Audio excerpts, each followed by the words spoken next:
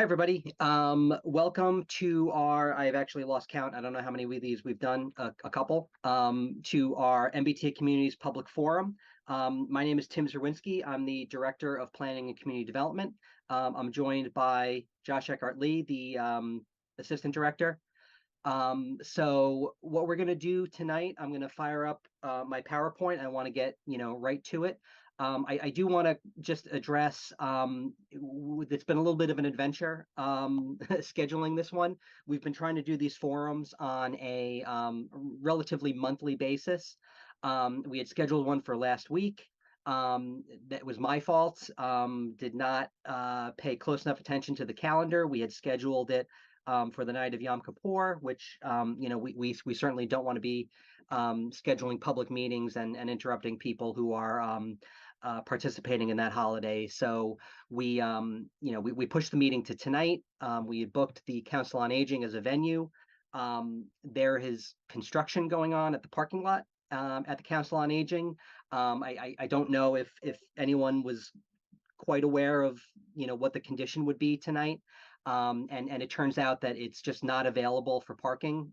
So we thought with the amount of interest in this meeting and the ability to have an accessible facility, we wanted to play it safe and switch to a remote format so that the most possible people could participate without being stymied by showing up to the Council on Aging and not being able to find a place to park. So apologies if there was disruptive to anybody, but again we're trying to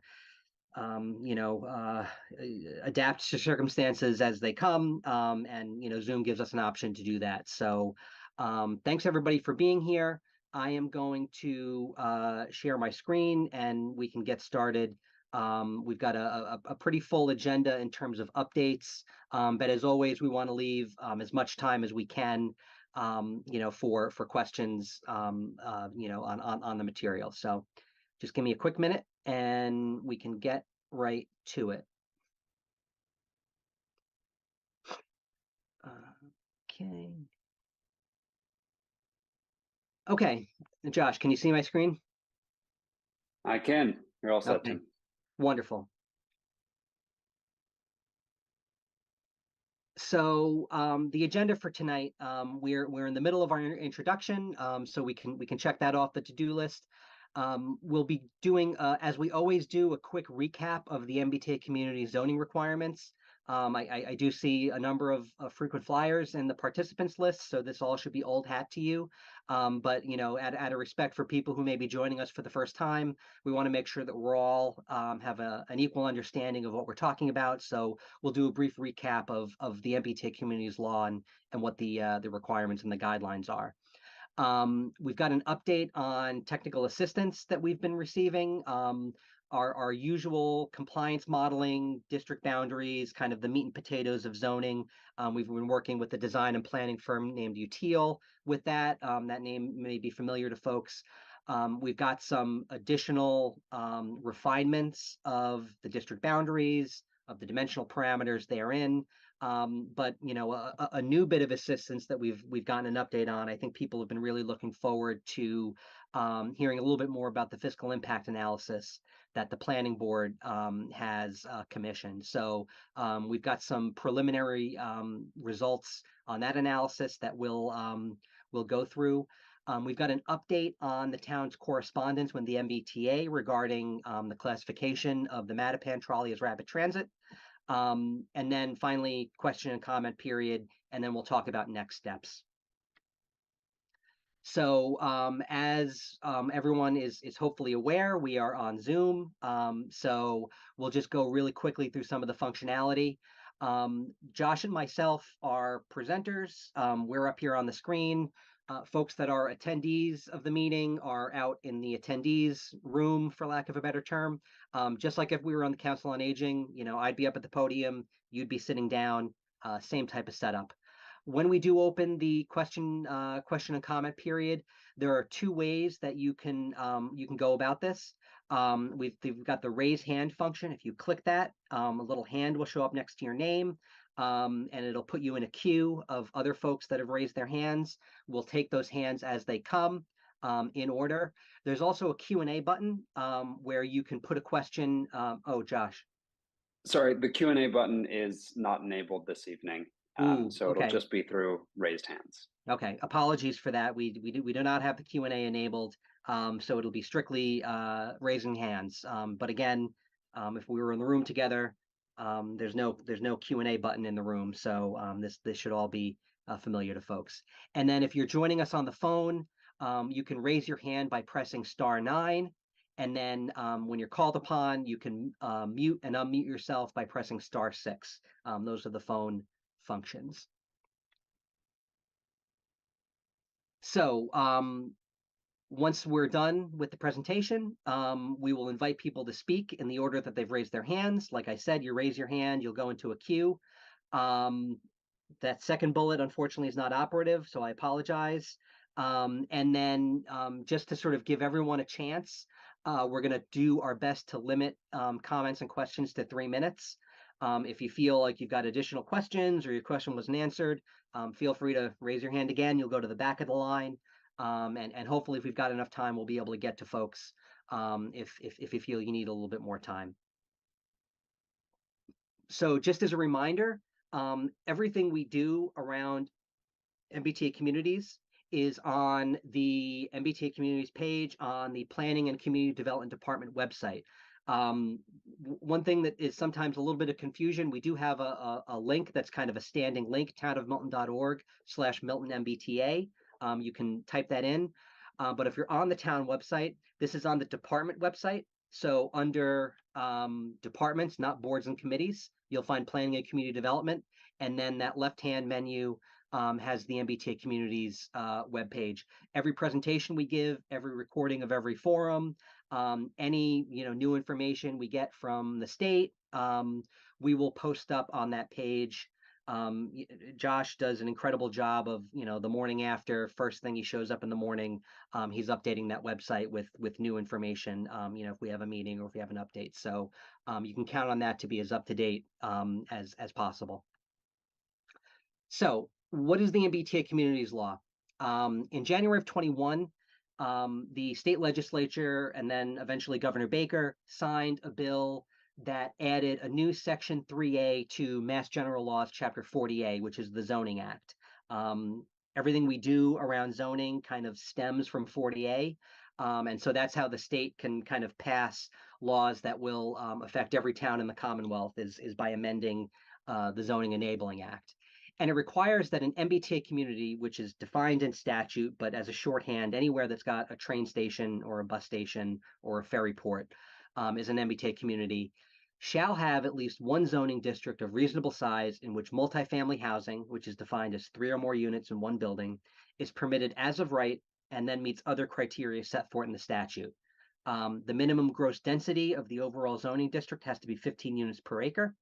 Not more than half a mile from a commuter rail station, subway station, ferry terminal, or bus station, if applicable. You can't put age restrictions in your zoning, and your zoning has to be suitable for families with children. And the penalties for noncompliance that are laid out in the statute are revoking of your eligibility for certain state grant funds, including MassWorks, Housing Choice, and the local capital projects funds. So let me just make sure I'm in the right spot.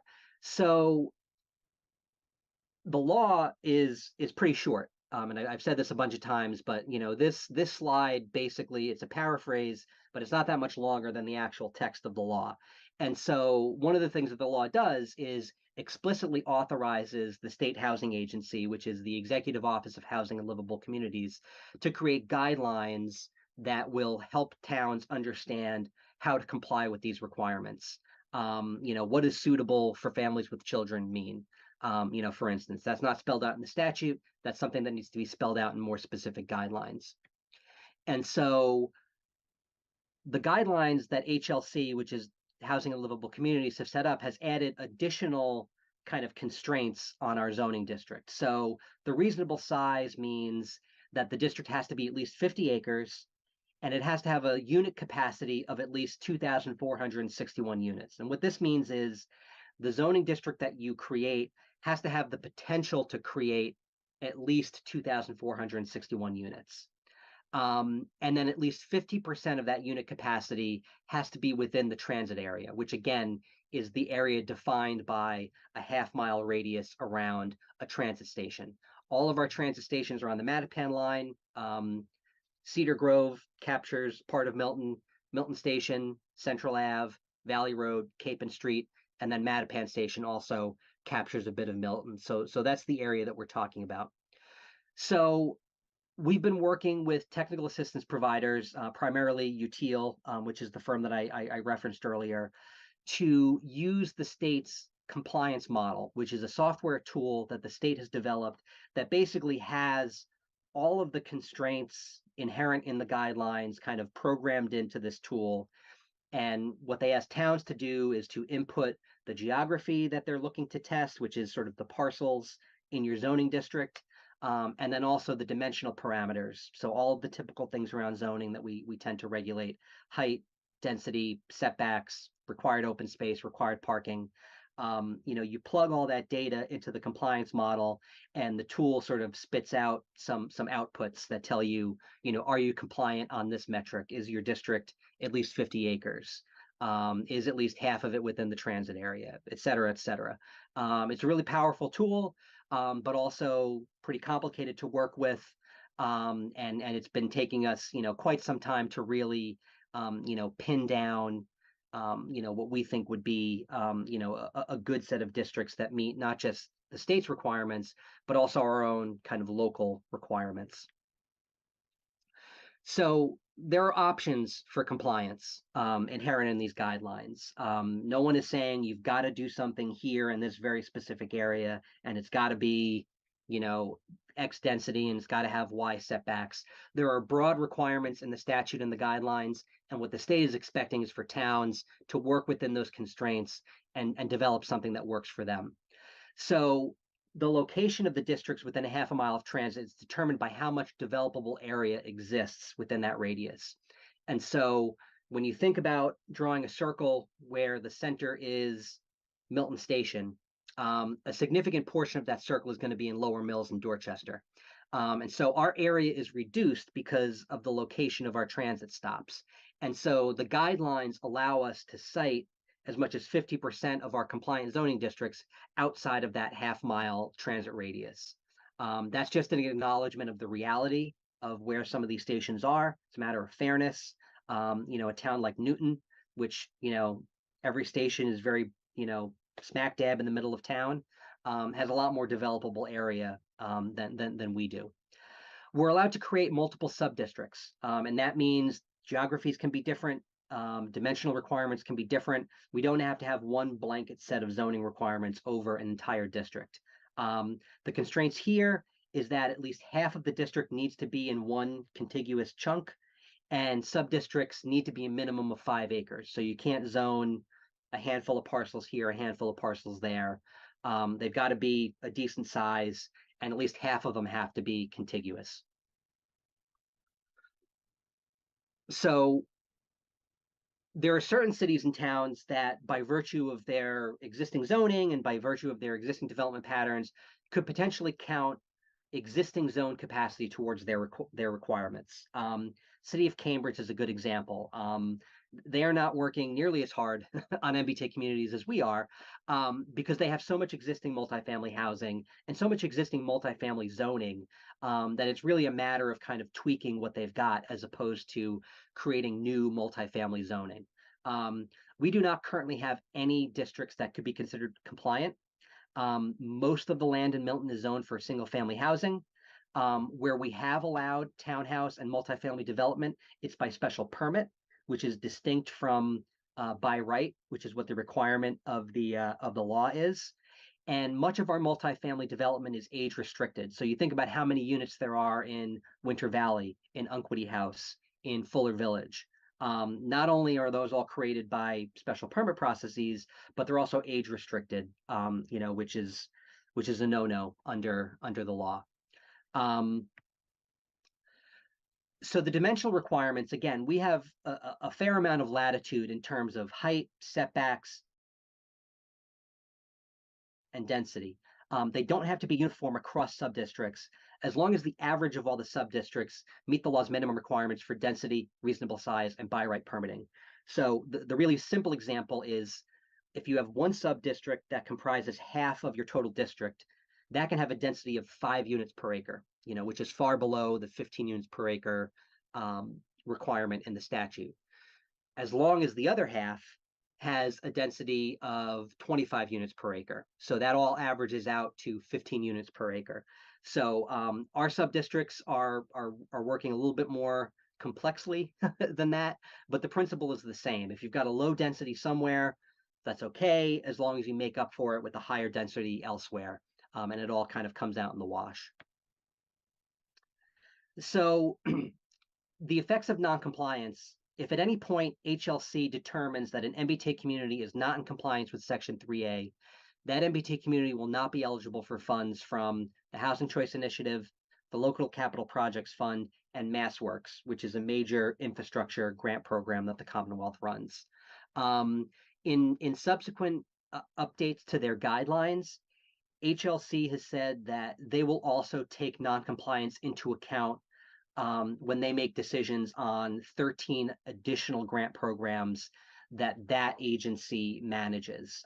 So when the state gives out money via a grant process, these are competitive grants. A lot of different towns are angling for this, free money from the state, and the state puts out requirements. They say you've got to do this, you've got to do that, you've got to do that.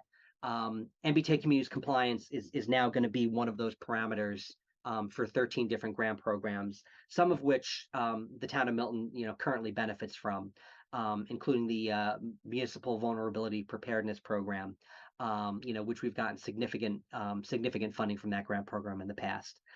So those are real consequences that are known. One thing that is, I still say unknown, but getting clearer the closer we get to our compliance deadline, is that both Governor Healy and Attorney General Campbell have indicated that housing is a priority and that non-compliance is not an option.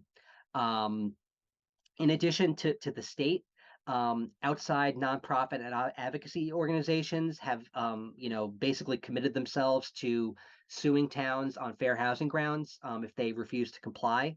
The town of Holden was the first community to be subject to a lawsuit by the group Lawyers for Civil Rights. They've come out and said we're not complying. Don't wait for us to comply because we're not going to do it. And so they've been sued by an outside advocacy group. Up on the screen right now is excerpts from a advisory that Attorney General Andrea Campbell issued earlier this year around compliance. And it basically says, and I'll read the second paragraph just so everyone, is clear about this. MBTA communities that fail to comply with the law's requirements also risk liability under federal and state fair housing laws. The Massachusetts Anti-Discrimination Law and Federal Fair Housing Act prohibit towns and cities from using their zoning power for a discriminatory purpose or with discriminatory effect. An MBTA community may violate these laws if, for example, its zoning restrictions have the effect of unfairly limiting housing opportunities for families with children, individuals who receive housing subsidies, people of color, people with disabilities, or other protected groups. So we are still in the preparation period. Our deadline for compliance is December 31st, 2023. That is the same deadline for compliance as 11 other what are called rapid transit communities. These are communities that the HLC guidelines have determined, communities that benefit from the best form of transit, red line, green line, blue line, orange line, and so have the highest obligation under this act to produce zoning that has the potential to produce the most housing on the fastest timetable. And so, when December 31st rolls around, we'll see, who complies and who doesn't. Every one of the rapid transit communities that I've been in touch with, and I've been in meetings with representatives of all of them, are committed to hitting that deadline of December 31st and are working diligently to get there. So, hopefully we don't see any issues with non-compliance in this first deadline. We certainly don't want to be the ones that are rolling the dice on that. So the planning board recently requested an opinion from town council regarding basically the sort of the legal relationship between the statute, which is a law that's passed by the legislature and signed by the governor, and the guidelines, which are written by a regulatory agency, and have a sort of potentially a different status under law than an actual kind of statute. There's a question about whether the guidelines hold the same legal validity as statute does. And this is again an excerpt from a memo that town council recently provided the planning board. Um, we agree with the attorney general's analysis in this regard. That's a reference to the previous advisory. We also note, as does the AG, that under home rule, a municipality wields authority to enact local zoning only provided that such zoning is not inconsistent with constitutional or statutory requirements. In our further opinion, in the event of a relevant legal challenge, a court likely would afford substantial deference to HLC in interpreting the HLC guidelines broadly to satisfy the legislative purposes that the AG advisory summarizes. And town council concludes, in view of the above legal authority, we are compelled to underscore the Attorney General's cautions that emphasize that non-compliant MBTA communities could be subject to civil enforcement actions and potentially liability under state and federal anti-discrimination laws if the required zoning districts are not created. In our opinion, these potential penalties, in addition to the risk of the loss of certain state funding, are a significant counterweight to arguments that the guidelines are beyond HLC's authority to promulgate and enforce. I just want to underscore here the importance of not just getting this right, but getting it right to a point that town council is, or town meeting, excuse me, is confident in passing zoning, because if we don't pass compliant zoning, there's a pretty dangerous world of legal repercussions out there waiting for us.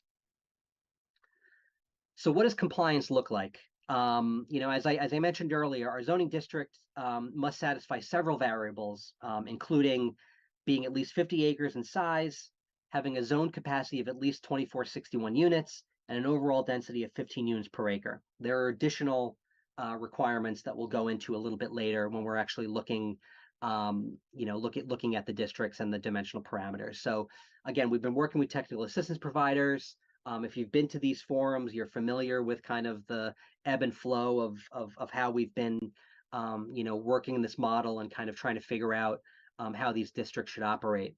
So I'm going to, share what is, not quite the final version, because again, this is work that the planning board has been doing. Planning board is still not, committed to, a single set of sub-districts. They're still doing their due diligence, doing their work, trying to come up with the best set of sub-districts with the best dimensional parameters that kind of meet as many of the town's planning priorities as possible. But this map here is a result of multiple iterations of testing different sub-districts all around town and kind of figuring out what works and what actually kind of gets us to compliance. So this is a town-wide map. Hopefully everyone recognizes town of Milton. All of the different half-mile radiuses around transit stations are here. You can see at the top and the right is kind of where all the action is, for town of Milton. And we'll get to a little bit of a closer up map in a minute, but on the left-hand side, you see this key that shows the different sub-districts that we're talking about. And so, we'll look at the next map, which has a little bit of a closer view so you can see it. So going from left to right, and I'll try to key these to the colors.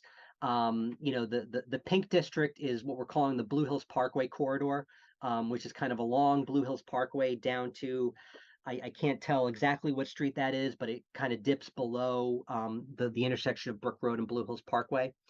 The purple district is around Unquity House. That's our Mattapan Station sub-district.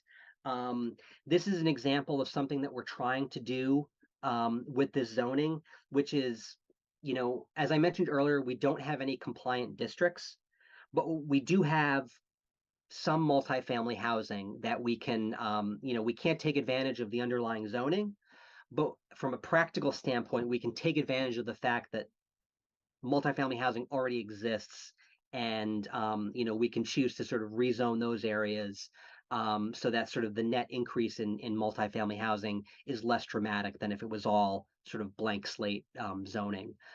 So we're creating a sub-district around Unquity House, again, which already has multifamily housing on it. The big district in the middle, which is this bluish greenish color, is what we're calling the transit area triplex. It's firmly within the transit area within that half-mile radius.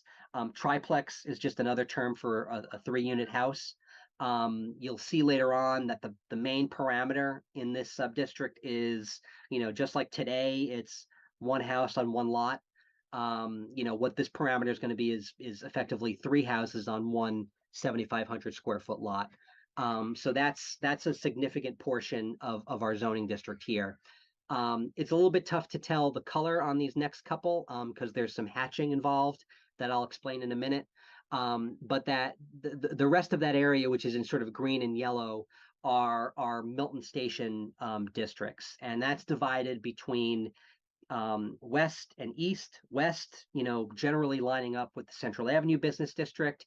East, generally aligning with sort of the northern portion of the Milton Village Business District. And that Milton Station Bridge light lime green district in the middle is, the current site of 36 and 50 Elliott Street. So again, existing multifamily housing, we're zoning underneath it. Again, 50 Elliott Street is, within the last 10 years has been built. The likelihood of that being redeveloped under new zoning is very low. So that's a situation where, we'll get credit for a certain number of units under MBTA communities, but the likelihood of there being redevelopment in the near future is again relatively low. And that'll be a kind of a theme that you see throughout these sub-districts. We'll explain why they're hatched in a minute, but just sort of put a pin in that. The orange districts, sort of the top, are our Granite Avenue districts. There's divided between north and south. North is the 2 Granite Avenue site. That's the Flatley office building. The Granite Avenue South District is the State DPW yard and park and ride lot, and then also the American Legion Hall on Granite Ave. And then finally, in the lower right-hand corner is our East Milton sub-district, which generally lines up with the borders of the East Milton business district. So these are the districts that the planning board has been working on. We've been talking about other districts, in the past couple months, down on Brush Hill Road, down on Randolph Ave, portions on Blue Hill Ave and Truman Parkway. All of those, for various reasons, didn't really work out.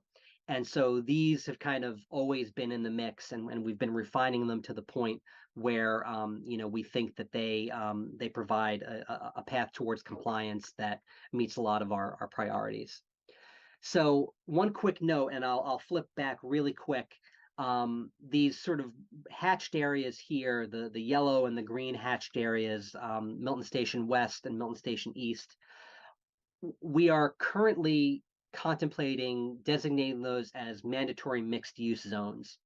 So one thing that was a source of a lot of debate when the HLC guidelines first came out was that because the statute deals only with multifamily housing, the guidelines prohibited you from requiring mixed use development. You could always allow it as one of your uses. You could always allow ground floor commercial, and if someone wants to build it, they can, but if they don't, they're not required to. A lot of towns who were interested in zoning in their business districts because they're near transit, they're amenity rich, they're good places for residential development, balked at that a little bit, because when you create a by right zoning scheme that only allows for multifamily, you run the risk of someone buys a commercial building and builds an apartment building, which is great, but then you've lost a bit of your commercial tax base and a little bit of the sort of vitality that made your business district an attractive place to develop in the first place. That's a risk. There's also the chance that someone would definitely want to do mixed use. And so, it's a little bit of an unknown, but a lot of towns, really thought that HLC should rethink their guidelines and come up with a way to allow towns to require mixed use so that they could confidently zone in their commercial districts without running the risk of losing commercial tax base. So HLC amended their guidelines and created an allowance for what they're calling mandatory mixed-use districts, which is simply a district where you can say, if you want to build here, you've got to do ground floor commercial, period. So the new guidelines are complicated to say the least, and it's because, again, the statute that enables the guidelines only deals with multifamily housing. So HLC had to come up with a creative and complicated workaround to kind of make this fit into the statutory requirements. So we are allowed to create a sub-district that includes up to 25% of our unit capacity and make that a mandatory mixed-use district. It technically becomes a not compliant 3A district. So all of those different requirements for contiguity and for area in the transit zone and all of that, the mandatory mixed use zone kind of is out of that mix, except for the purposes of unit capacity. So in discussions with the planning board and with our technical assistance consultants, we decided to work on the sort of the Milton Village and Central Avenue business districts as mandatory mixed use zones. One thing that I will tell you is, because we can only go up to 25% of our total unit capacity, we could not do both Milton Village and East Milton, because that would be too much and it wouldn't meet the requirements of the amended guidelines. What we're doing in East Milton is doing our best to set the by right zoning level at a credible level, but if you've been following the work of the planning board for the past several years, you know that we've been doing a lot of planning in East Milton, doing a lot of visioning work about what that neighborhood sees as its future in terms of the built environment. And before MBTA communities was even a thing, we had been embarking on a rezoning process in East Milton. And so what our goal is to use East Milton as an MBTA communities district, but leave enough slack in those zoning requirements that the special permit zoning that we are in the process of creating is the more attractive development option for property owners there. And under that scheme, you can require mixed use, you can require affordable housing, you can require, all of the goodies that we like to put in special permit zoning. And so we felt that was going to hopefully adequately, again, protect that that East Milton commercial district in a way that we didn't have to use the mandatory mixed use zone over there. It's complicated. If people have questions about that, we can definitely walk through it in a little bit more detail. So now I'm gonna share some slides directly from UTL. They've been meeting with the planning board on a pretty regular basis over the last probably more than 6 weeks, and even before that, kind of doing work behind the scenes.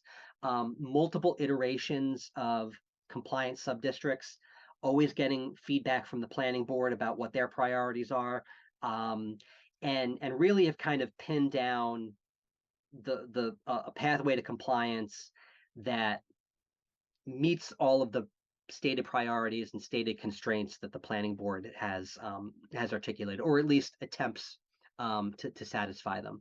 So, that's using the Milton Station district as a mandatory mixed use. East Milton Square, zoning it to a relatively low level, but still, helpful for our compliance metrics. So not zoning more than 2.5 stories in East Milton. Keeping the minimum lot size in the transit area at least 7,500 square feet, and then not letting the total zoned capacity of all of our sub-districts come in too far above the 2,461 unit capacity threshold that we have. It's a thing to keep in mind as you're sort of, doing this stuff, that you can create a zoning district that, you think is very fair and, treats everyone right and has a minimum lot size that, is not too small and doesn't, pave the way for a massive, redevelopment. And then, by virtue of the way that the compliance model is counting these districts, you're up to 3,500 units in unit capacity, which is, way above our minimum threshold. And so you've got to kind of peel back and say, what's causing these numbers to kind of balloon in the way they are, and that's something the planning board has been interested in, of not going too far above that minimum. So this is a summary chart of the inputs and the outputs, of the zoning districts that we showed on that map earlier. So on the left side, you've got a list of all of the sub-districts. And then the columns across the top are kind of divided between inputs and outputs. And some of these inputs, like I said, you punch the sort of zoning parameters into the model, and you say, what's the maximum units per acre, maximum units per lot, minimum lot size, parking minimums, height, parking coverage, building coverage, minimum open space. These are parameters that are typically in zoning, and that will affect the number of units that could potentially be built on a lot. So if you took away the 45 units per acre maximum in Granite Avenue North, for instance, you may get more than 171 units out of that, out of a parcel in that district. But because you've set that parameter at, we don't want more than 45 units per acre, that starts to now limit the unit capacity. Similarly, if you set the building height at 15 stories as opposed to 6 stories, you may get a jump in unit capacity. So all of these inputs kind of work together to constrain a site so that you're not seeing 1,000 units on the DPW yard, for instance. And so what we've done, just kind of to kind of walk you through, and in the Granite Avenue area, again, because it's there's a residential neighborhood there, but it's bordered significantly by the river, the highway. There are fewer residential abutters there than there are in other sub-districts. It's a little bit more remote than some of the other sub-districts that we're looking at. This is an area where a little bit of a higher density was kind of deemed to be appropriate. So 45 units per acre. Just to give you an indication of what that looks like, the Hendry's building at 131 Elliott Street, recently constructed, that is about 40 units per acre. So if you want to think about 45 units per acre, a little bit bigger than that building, we'll get you to that number. So it seems like a lot, but it's a building type that the town of Milton has kind of already approved, in different areas of town. And then also note that the maximum building height in these districts, 6 stories in the north at the 2 Granite Ave site, that's already a 5-story building on that site, and then 4.5 stories in the south. What we've really tried to do is peg these dimensional parameters as much as possible to either existing zoning, which people are comfortable with, have lived with for almost 100 years, or to the dimensional parameters of existing multifamily buildings. So, the Milton Station, parcels are also zoned for 40 units per acre. 88 Wharf Street is a little bit under that. 50 Elliott Street is a little bit under that. So that's a level that, is not so far outside of the realm of what exists today, that it's seriously disruptive and out of place.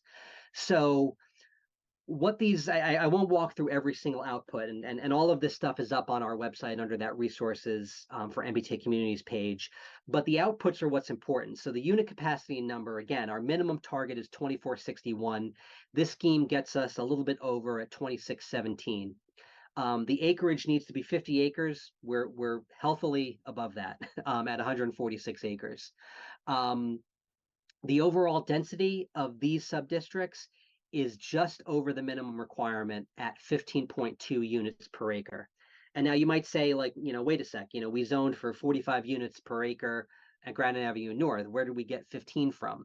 If you look at the model density of all of these districts, some of them are really high, and that's because the overall acreage of some of these sites is a big number. That number gets chipped down because of wetlands, because of roadways, because of all sorts of other things, so that the model density is actually higher than what the sort of the minimum set density is. But all that being said, the Granite Avenue district, 45 units per acre, model density of 65 units per acre, is only a 3.6 acre site. Whereas the transit area triplex, that blue district, is, the model density is 5.9 units per acre, but that's 82 acres. That's a big sub-district compared to the other ones. And so all of these numbers start to kind of interact with each other and kind of add up to that 15.2 units per acre. So this scheme gets us to compliance, and this is the result of a significant amount of can we adjust this building height? Can we adjust this overall density? Can we adjust this max units per acre? Should we think about other sub-districts elsewhere in town? They've all yielded this. You see this is option 1N. That means there was options A, B, C, D, E, F, G, H, I, J, K, L, M, and here we are at N. So this is kind of the latest and greatest from our technical assistance providers. The planning board has seen this, they've discussed this, have not sort of come down in any direction yet in terms of what they want to move forward with, but this is sort of the latest, and sort of the room that we have for further adjustments is further limited, just by virtue of the fact that we've eliminated so many other possibilities. These are just some detailed zoning parameters, just in terms of setbacks, building height. A lot of these numbers really should be recognizable to a lot of you if you pay attention to zoning. That 7,500 square foot minimum lot size is actually the prevailing or the existing minimum lot size in our current zoning for the C zone. The building heights, especially in the transit area triplex, 2.5 stories, 35 feet. That's the zoning today. So even though we're zoning for additional density, what we're not doing is zoning for physical buildings that are significantly different in size and shape from what is currently allowed under our existing zoning. And that's been a real goal of the planning board, of my department, of everyone that's been dealing with this, is to do our best to preserve the existing physical character of town while also achieving compliance with this zoning. It's really been kind of the North Star of this entire process. If we didn't care about that, it would be a lot easier. We could have had zoning done 3 months ago. But it's such a high priority in every planning process that we've ever done since I've been involved in planning in Milton, dating back to 2014 and even before that. The physical character of the town is a paramount thing for folks who have participated in those processes, and so we've taken that very seriously throughout this process. So the next steps, the select board has sent a zoning article to the planning board for its consideration. The way that state statute kind of talks about how zoning gets amended, the planning board typically initiates new zoning amendments, but other boards in town can do that. The select board can write a zoning article. The Board of Appeals can write a zoning article. 10 or 100 citizens can write a zoning article and get it on the warrant. So the process of getting an article onto the warrant, those wheels are moving. The planning board is reviewing this language. They've been, and the zoning language in large part is a lot of what we just showed you, is the zoning parameters, it's the different dimensional requirements. The state has developed a sample bylaw that they've encouraged towns to use. So it's not quite plug and play, but it almost is, where you take your kind of unique dimensional parameters, you put them into their sample, and you've got zoning that should pass muster with the state. Like I said, the planning board is currently reviewing this language. They may choose to edit it, they may choose to amend it, they may choose to develop their own zoning article, at which point the select board will have to decide whether it wants to continue moving forward with its own article or yield to the planning board. So that's a process that's still ongoing.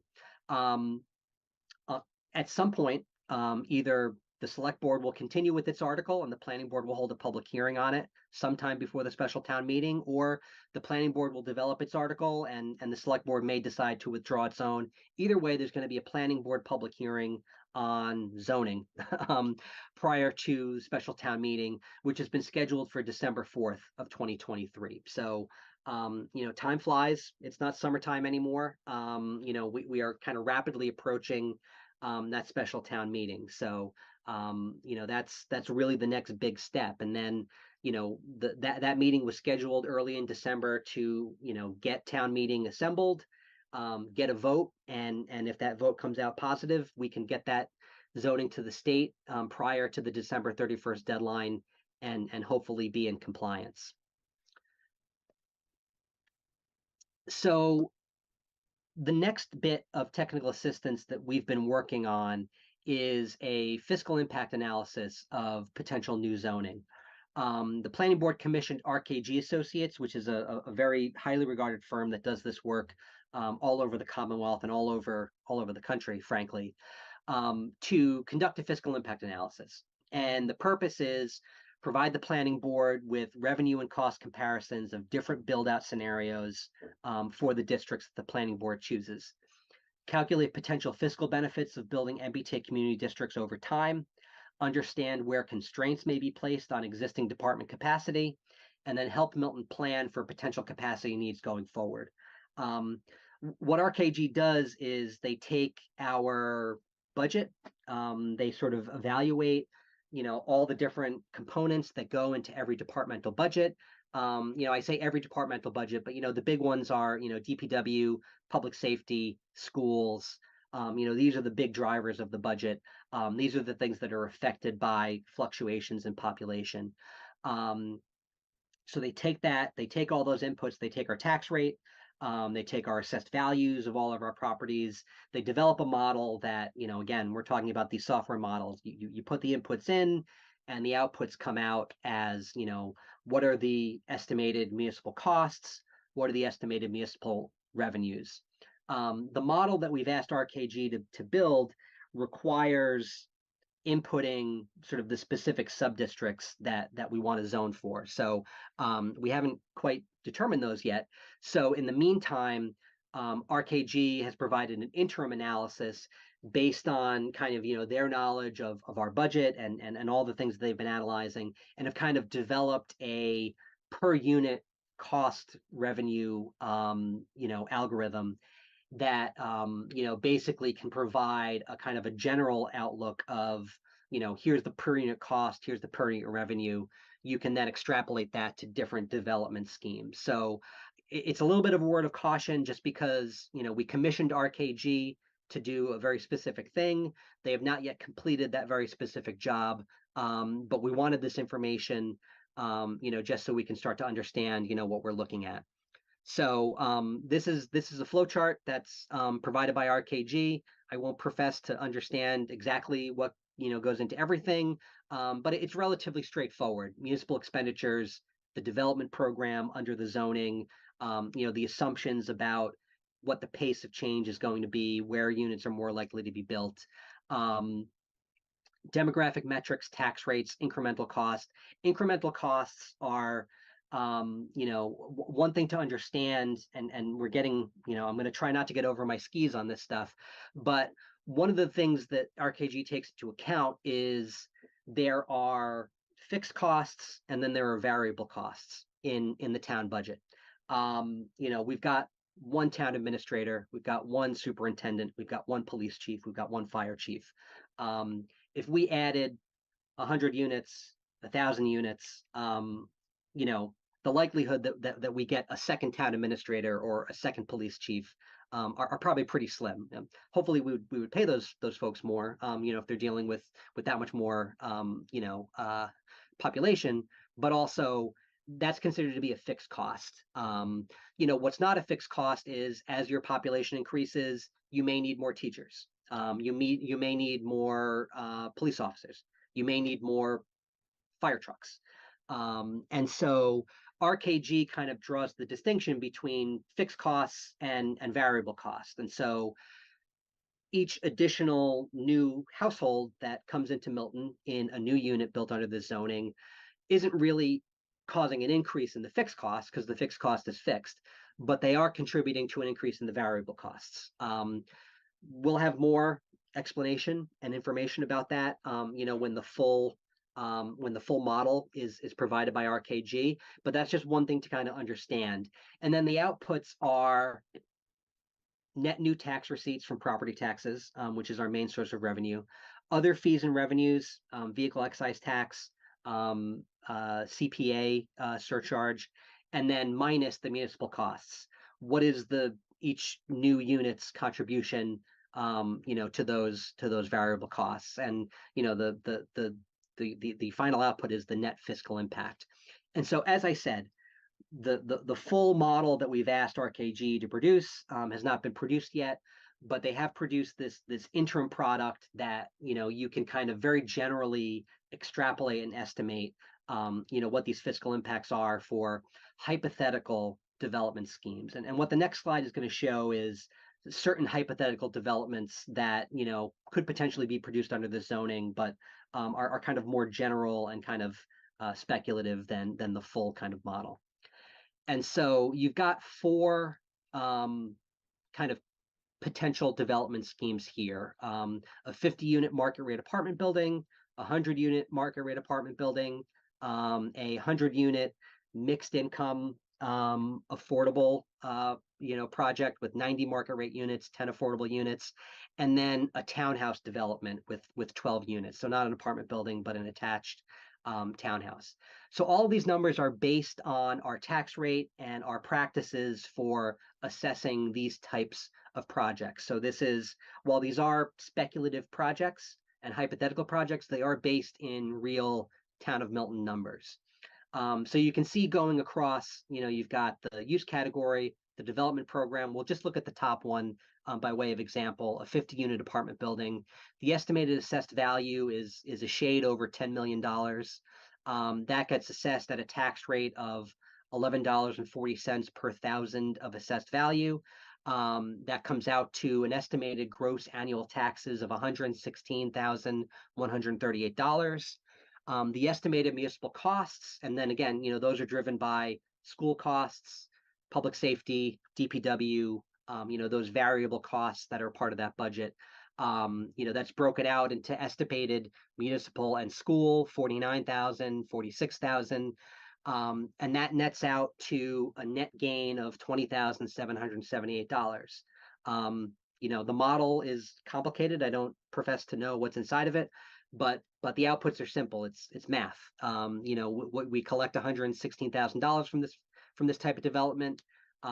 We kind of need to pay out a little less than $100,000 in municipal costs and school costs, and so that is a net gain, to the town of $20,778. Each of these other development programs, the 100-unit project, again, same scenario of, here's what the estimated gross taxes are, here's what the estimated costs are. We net out almost $54,000 in this scenario. Each of these development schemes, I hate to use the term runs a profit, but are net gains to the budget, in these cases.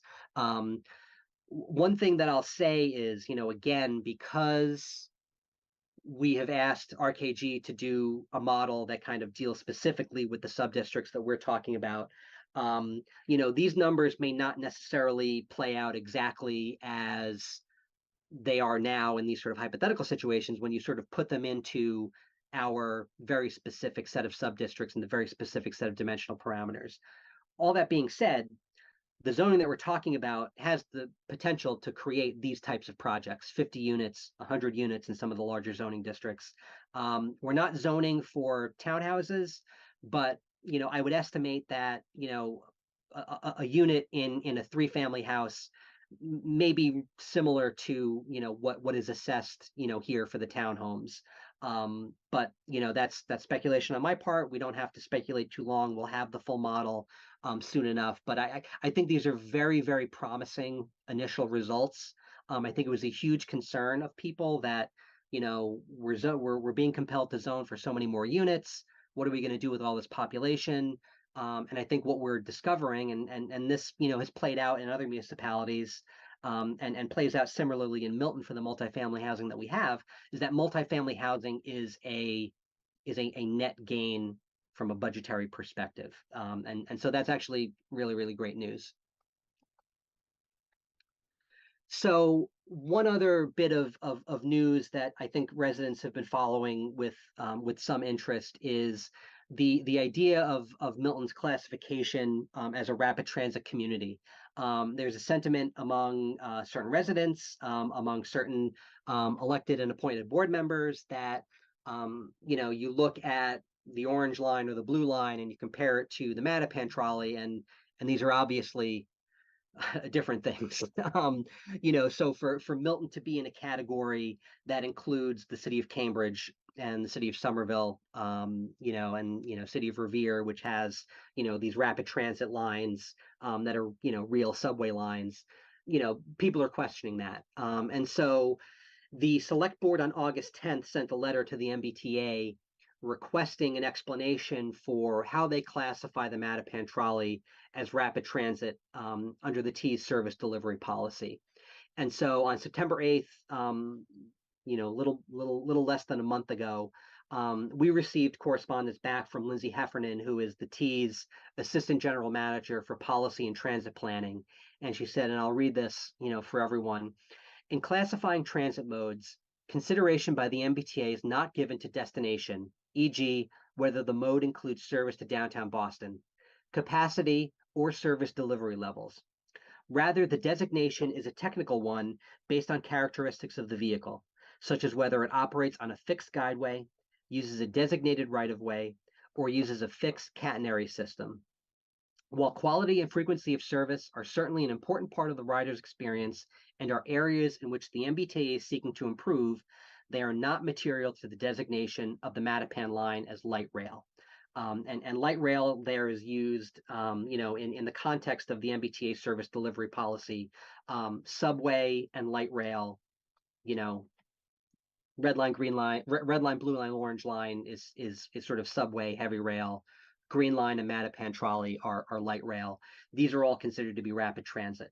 The sort of the cognitive disconnect that I think may be out there is, this is called the MBTA Communities Act, but the MBTA didn't really have much to do at all with the development of this law or with the guidelines. Their name is used in reference to the fact that we're zoning around transit, but this is all kind of a product of the legislature and the Executive Office of Housing and Livable Communities. And so, in our conversations with HLC, what they've said to us is, we consulted with the T about how they categorize their service. We believe in transit-oriented development. We believe that, the best type of service that provides, the most connections to the most amenities, whether they're jobs, civic amenities, commercial amenities, is rapid transit. And that's how, we decided to sort of create the different obligations that different communities have. There are commuter rail communities that are responsible for fewer units of unit capacity. They also have a later deadline, but they consider Milton to be rapid transit. I think the notion was, if the T could provide some clarity about what they think rapid transit is, perhaps we would go to HLC and say, here's what the T says. The T is saying it's rapid transit. There's no doubt about it. In the meantime, the select board has recently sent an additional letter to the Executive Office of Housing and Livable Communities, again, requesting clarity about their guidelines because there are some inconsistencies in how HLC refers to rapid transit, subway, red line in their definitions of their guidelines. And so, when we get that response from HLC, they've gotten our letter, they're formulating a response right now. We'll disseminate that to as many folks as we can. One thing we want to remind people of, though, irrespective of what the T thinks and kind of irrespective of the condition of the Mattapan trolley right now, one of the things that HLC has said to us is that, they're operating under the assumption that MBTA service will get better. This is a priority for everyone. Everyone wants the T to succeed. It's the only transit system we've got. If we want to do transit-oriented development, which you'll see in a future slide, is really critical to achieving our economic development, climate change, transportation goals. We don't have a choice but to treat the T as if it's going to be viable and improve service. That's HLC's kind of position. The Mattapan trolley runs every 6 minutes in the peak commuting time and every 12 minutes at other times of the day. That's the schedule. That schedule sometimes doesn't happen for various circumstances, but that is the intent of the Mattapan trolley, is to run at those headways, and they do with some frequency. That's the regular schedule. Um, the Mattapan trolley will get you downtown faster than picking up the Green Line at Riverside, which is unequivocally a rapid transit station. It'll get you to downtown faster than picking up the Green Line at Boston College. It'll get you downtown faster than picking up the Red Line at Braintree. Now, that's a function of slow zones, which are going to be hopefully fixed soon. But the fact remains that the Mattapan trolley is competitive with these other forms of rapid transit in the system that are, comparable distances from the downtown core. The Mattapan line transformation project is underway. The T is expecting to have a design for that project by the end of the year. They've put an enormous amount of investment, $127 million, into the design of this project that's going to improve the tracks, improve the stations, and eventually improve the rolling stock so that it is more equivalent to a Green Line light rail system. So again, that's a priority for the T. That should be a priority for Milton. You may have heard we announced it. I think we announced it at our last meeting, if not at other meetings. But there is going to be an impending shutdown of the Ashmont and Mattapan lines. This is similar to the shutdown of the Orange Line last year, where in order to sort of plow through as much track work as the T possibly can, they're going to shut those lines down. It's a tremendous inconvenience. It's a pain. I wish it wasn't happening. I wish the T had been able to maintain their tracks, in a state of good repair over the course of years. But the fact remains that there's going to be a significant amount of work done on these tracks in a relatively short amount of time.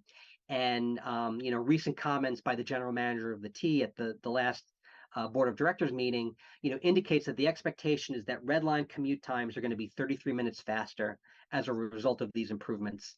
And just on the Mattapan line, a 5-minute improvement in service on the Mattapan line, which, when you consider how short the Mattapan line is, 5 minutes is not a joke.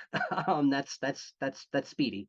And so that's not even taking into account the broader transformation project. This is just, it'll be disruptive, it'll be a pain, there's going to be a shutdown, but the T is anticipating the results of those shutdowns to be immediate improvements in Mattapan line service. So the final thing that I want to underscore, because I think there's been a lot of discourse about this, in the community. I've seen materials that are out there. I've seen discussions that people have been having about, we think of environmental friendliness, and we think of green, we think of open space, we think of trees. Not necessarily, you don't necessarily think of apartment buildings and development. But MBTA communities is good climate policy. Period. End of sentence. Transit-oriented development is the number one thing that any municipality can do under its own control to affect climate policy and to reduce greenhouse gas emissions. And we just want to remind people that in the United States, the number one contributor to greenhouse gas emissions is transportation. And a significant portion of those emissions come from personal vehicles. And if you want to reduce emissions, if you want to affect climate policy, you need to reduce vehicle miles traveled. And putting people in a position to do their business, not having to get in their car to go to the store, not having to get in the car to drive kids to school, not having to get in the car to drive to work, is the number one thing that we have under our control to affect climate change and to reverse the course of this catastrophe that we're on. This map on the right side of the screen is a recent project that the New York Times did that basically shows a household average of carbon emissions. And blue is good, and orange is bad. Ranging from 20 tons of CO2 per household on the left end to more than 70 tons of CO2 per household on the right end. And I think what you can see is, city of Boston, Cambridge, portions of Brookline, Quincy, places that are densely developed, places that have access to transit, places where there is multifamily housing. These are the places that have the lowest household carbon emissions. And in the places where that's not so much, out in Newton, down in Westwood, in the town of Milton, which you can see on the map is sort of light and getting to dark orange. These are places where housing density is much less, where the density of commercial and civic amenities is much less, and people don't have much of a choice but to get in their car to go where they're going to go and do what they're going to do. And that means that your household carbon emissions are going to be higher than if you lived in a walkable neighborhood, if you lived in a building where this is a kind of underrated factor in kind of multifamily housing. But when you put units next to each other and on top of each other, there's an insulating property there, and your energy bills are lower, and the amount of energy that you use is lower because everyone's taking advantage of being in such close proximity. That goes out the window when you're heating an enormous single family house. This slide, and hopefully you've had a chance to read this slide. I'm not going to read all these things, but the Intergovernmental Panel on Climate Change, the Sierra Club, the Commonwealth of Massachusetts, everyone is pointing in this direction. One of the most significant portions and purposes of this law, in addition to helping to mitigate and reverse our housing crisis, is to, again, take control of one of the things that we have control over, which is land use, and point it in a direction of a more responsible development pattern as it relates to climate. So that's the end of the presentation. I went a little bit over an hour, so I apologize. I was trying to hit less than an hour, but we're going to open up the question and comment period. Again, apologies. The Q&A is not enabled right now. So if you do have a question, please raise your hand, and you'll be entered into that queue, and we'll get to folks as they raise their hands. So you shouldn't be able to see my screen anymore. And so Josh, if you want to run the We have Matt Lagon with his hand raised first. Matt, you can speak and ask your question. Hello, thanks for taking the question. I was just wondering what the value of those grants that we would forego by not being in compliance is, the total value of those 3 grants, and then what is the total budget of the town? So the value of the grants, and this is something that we've kind of discussed quite a bit, and it's the truth of the matter is we don't get a ton of value out of those grant programs. The Housing Choice Initiative grant is basically kind of an incentive program to kind of act as a carrot to incentivize towns to do more housing production. Some towns have taken advantage of it, have gotten significant gains in state grant money. We would not be eligible for that grant in the first place because we just not have kept up with housing production. The Local Capital Projects Fund, up until this recent budget, which was just recently passed by the legislature, was actually a significant one in the sense that it is it's different from the other ones because it's not competitive, it's not application based. It's basically Local Capital Projects Funds comes out of casino revenues, and it's basically just a sort of a little goodie bag that the state has. And what they've done typically for the last 10 years has been to supplement their subsidies to local housing authorities via the Local Capital Projects Fund. And so now I forget the exact number, so I don't want to speculate on it, but a certain proportion of all of the money that the Milton Housing Authority gets from the state comes from the Local Capital Projects Fund. And so what you had when this law was written was basically a situation where if you are not compliant, then the Milton Housing Authority, and when I say you, I mean the town, the Milton Housing Authority loses up to $35,000 a year in state subsidy because we would no longer be eligible for funds from the Local Capital Projects Fund. A lot of folks thought that was unfair. They thought it was sort of inconsistent. You're trying to sort of solve the housing crisis, but you're also taking money out of housing authorities' hands. And so the most recent budget that was passed has a little bit of a wrinkle in the appropriation for the local capital projects fund that basically says, effectively, we're not going to take MBTA communities compliance into account. Everyone gets their money. It is what it is. So the teeth on that one have been removed significantly. And then the last one is MassWorks. MassWorks is every year between $65 and $95 million a year that the state gives out in infrastructure grants. And these are infrastructure grants that are supposed to be tied to economic development. So, you want to, build a new civic center downtown, and you need to, install new sewer pipes to accommodate it. You can get a MassWorks grant, and they'll give you, $1 million, $2 million to put in new sewer pipes down Main Street to sort of facilitate economic development. It's serious money for towns that are players in that game. Milton has not typically been a player in the MassWorks game. We did get a $1 million grant maybe 11 or 12 years ago, which was used to improve Elliott Street between Central Ave and Milton Village. So all of the nice sidewalks, all of the nice brick pavers, all the nice street lamps, we used a MassWorks grant to pay for that. Your question about the overall town budget, I don't know if Josh has been furiously typing to look up the last town report about what the budget is, but it's I don't have that at my fingertips, but it's obviously it's up there. Okay, so it's about 50 million per municipal expenses, and the same for school budget. But I mean, more than $100 million. 100 million. Okay, so we got 35,000, and our budget's 100 million. Yes. Okay, thank you. No,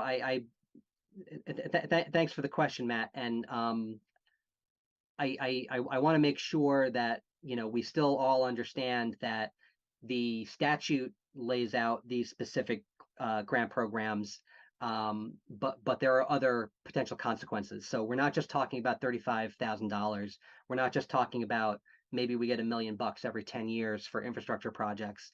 We're talking about a lawsuit from the Attorney General of the Commonwealth, which we should not feel confident about winning something like that on fair housing grounds.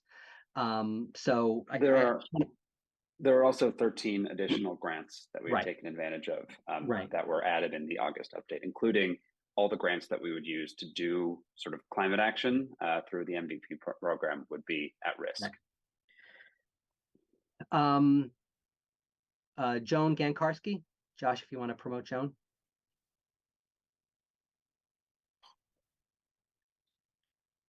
Joan, go ahead.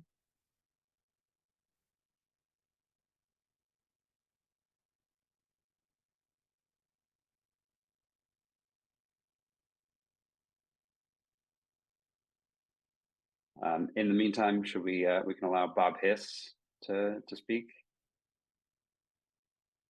Bob, you just have to unmute yourself. Thank you. Can you hear me now? Yes.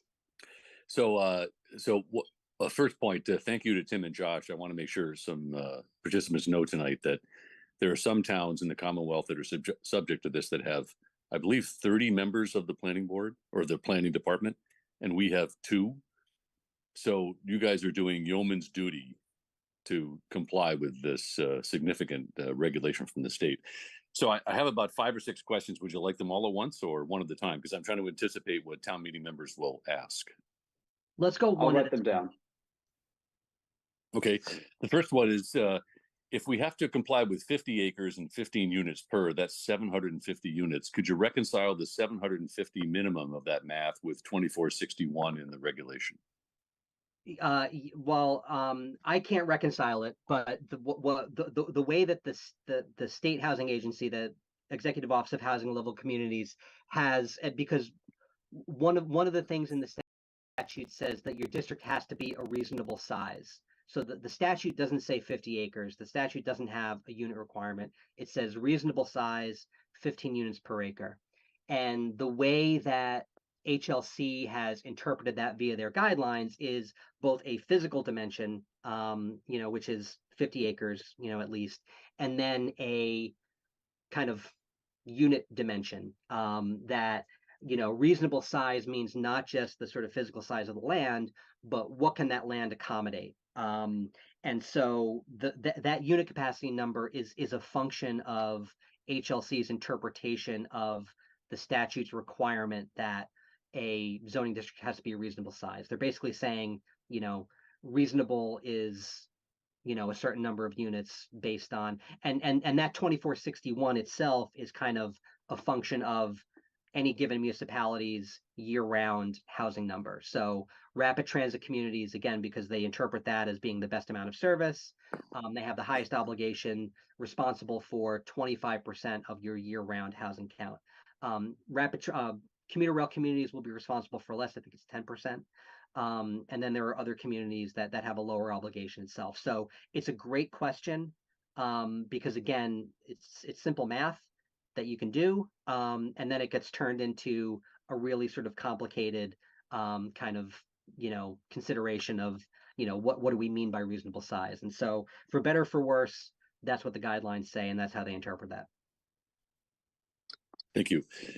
So two extremes in my business, we test algorithms like RKG at the extreme. So let's say that a well-heeled developer comes backed by BlackRock, and they've got hundreds of billions of dollars under assets. And they say, Milton is going to be the premier retirement community of Boston. And I'm going to put multi-million-dollar units, multifamily units in this with all the high-end amenities. And we only end up with 750 units. Are we in compliance? Yes. Great question. Terrible sounding scenario, but behind it is a good question. And it kind of underscores something that we say a lot and may not be 100% clear to people, that the law is a mandate to create zoning, which is, so the law is focused on municipalities. Municipalities have the ability to write bylaws and set their own regulations. And so they're saying, you've got to create a bylaw that does X, Y, and Z. If we were to create zoning that the state deemed to be compliant and a single unit was not produced ever, we would remain in compliance. That's probably not likely to happen. Someone will build something, but the sort of the thing that HLC and the state are really concerned with is that the zoning does what the law asks it to do, and then basically we trust the sort of the real estate market to kind of do its thing and create the housing for us. So if BlackRock comes in and builds 750 units under our compliant zoning, we were compliant before BlackRock came to town, we're compliant after BlackRock comes to town, we're all set. Understood. Thank you. At the other extreme, let's say developers came in and developed units that put 3 children in 2461 units. We'd end up with 7,500 kids. And again, maybe not realistic, but just testing the extremes of the algorithm. Town meeting just approved changing some zoning to accommodate, I think, about 500 kids above the school limit. Yeah, the algorithm says we could be facing 7,500. Are they looking at these extremes as well? So no, for multiple reasons. And I'll kind of go through them and just so folks know, we did say 3 minutes. I'm going to give a little bit of latitude to the moderator, because he's going to have to deal with all this stuff. So you just want to sort of let people know, these are good questions, and we want to make sure we give the opportunity to get answers to them. So the 2461 number, it derives from this concept of unit capacity, and basically what it does is it says whatever is in your town right now, whatever's on every parcel, ignore it and pretend it's a blank parcel. And if your zoning says that you can build 3 units on one parcel, that parcel has a unit capacity of 3 units, right? Just like today, you can build one single family house on a 7,500 square foot lot in the C zone. That lot has a unit capacity of 1. As a practical matter, because we are zoning in areas that have not just existing single family houses, but existing multifamily projects. The net number of new units, even if every single parcel in every single zoning district got redeveloped, which it won't for reasons I'll explain in a minute, we would still not see 2461 units, because if you take a house on Elliott Street and you develop it into 3 units, you're only netting 2 units. So 1 unit worth of all of those municipal impacts has already been baked in. Cold comfort, because it's still a lot of potential net new units, but we're already now seeing a significant decrease below 2461 new households. The other thing you have to understand about the way zoning works, and I try to say this all the time because I think it's fascinating. When we've gone back and looked at sort of the discourse in town in 1938 around the zoning code that was developed that we still more or less live with today. And one of the things that the folks that developed that zoning code said was, once we create this new zoning, C zone, 7,500 square feet, A zone, B zone, business districts, we have the potential for there to be 60,000 Miltonians. So our current zoning, and it's changed over the years, obviously, mostly to be decreased. But at the time, they were saying, like, we can go from, 15,000 or whatever Miltonians to 60,000 Miltonians. Obviously, we never got there, but it's important to understand that this concept of kind of unit capacity is, it's academic more than it is practical, because what you're talking about when you talk about zoning is individual property owners making an individual decision to redevelop their property. And so when you have, I'll give an example. 36 Elliott Street, which is the old Milton Hill House. It's a relatively old apartment building, as apartment buildings go. The site plan is not contemporary. Big, huge parking lot, doesn't make efficient use of the site. That is a site that I think there's a reasonable expectation that in the near to medium term, if that's rezoned for additional density, that property owner may consider redeveloping. And that'll be a situation where there's currently, I think, 38 units in that building. Say you can build 50 units, on that site. We're netting, what's the difference? 12 or I'm not a math guy.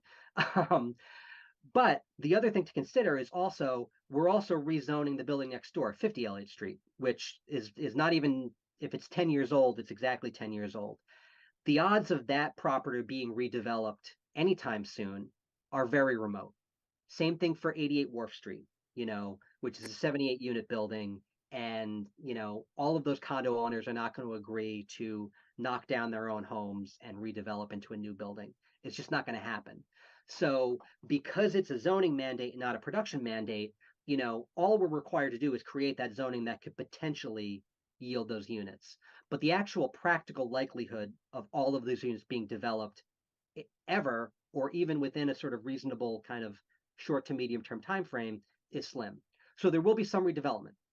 100%. I'm not going to say that there's not, but I think the way that we're drawing up these sub-districts is trying to do it in a way where that redevelopment is gradual and as organic as possible, so that you're not seeing these sudden impacts, of all of these units at the same time. The last thing that I'll say, and if you want to go on the resources page on the MBTA community site, you can look at RKG's full presentation, and they have a set of metrics around school children that they use, and that's based on observations here in Milton, observations based on census data, observations from other communities that they've worked in, that basically says, here's the factor of, a 1-bedroom apartment yields this many school-age children, a 2-unit apartment yields this many, a 3-unit, et cetera, et cetera, et cetera, single family house, condo building, rental building. And what we found, again, both in Milton and across the region, is that households or housing units that generate school-age children is driven primarily by bedroom count. And it's driven, relatedly by the style of housing. And so a single family house has the potential to generate the most school children. The bigger you get in terms of building, even from single family detached to single family attached, to townhouse, to garden style apartment, to 50-unit apartment building, the number of units goes like this, the number of school-age children goes like this. there are no school-age children in 36 Central. There are 3 at 50 Elliott Street. So what we find, again, here in town and in the census data, is that these types of multifamily developments are not generating school-age children. So there's no way to guarantee that there's not going to be kids. People live where they're going to live, and it's our obligation to educate children. But I think when you look at our current zoning and what our current zoning produces, which is single-family houses on big house lots, there are 17 school-age children going to Milton Public Schools from Woodlot Drive, which is a 23 house subdivision. Again, compare that to 78 or to 88 Wharf Street, which has 0. So our current development pattern, our current zoning is doing a lot more to bring school-age children into town than multifamily zoning would do. But again, I don't want to go too far down this track because our obligation is to educate children that live in the town of Milton. So I think we can kind of project and estimate, but ultimately, I mean, to your point, we will have to, accommodate these kids, in facilities if they come and live here. So Tim and Josh, just speaking as a taxpayer, thank you for not only doing your full-time jobs during the daylight hours at Town Hall, but sitting here from 7 to 8:30 or maybe 9 o'clock tonight on your personal time, working to educate the citizens and the town meeting members on the impact of this legislation. So I appreciate it. Well done. And thank you for your good questions, Mr. Moderator. Thank you.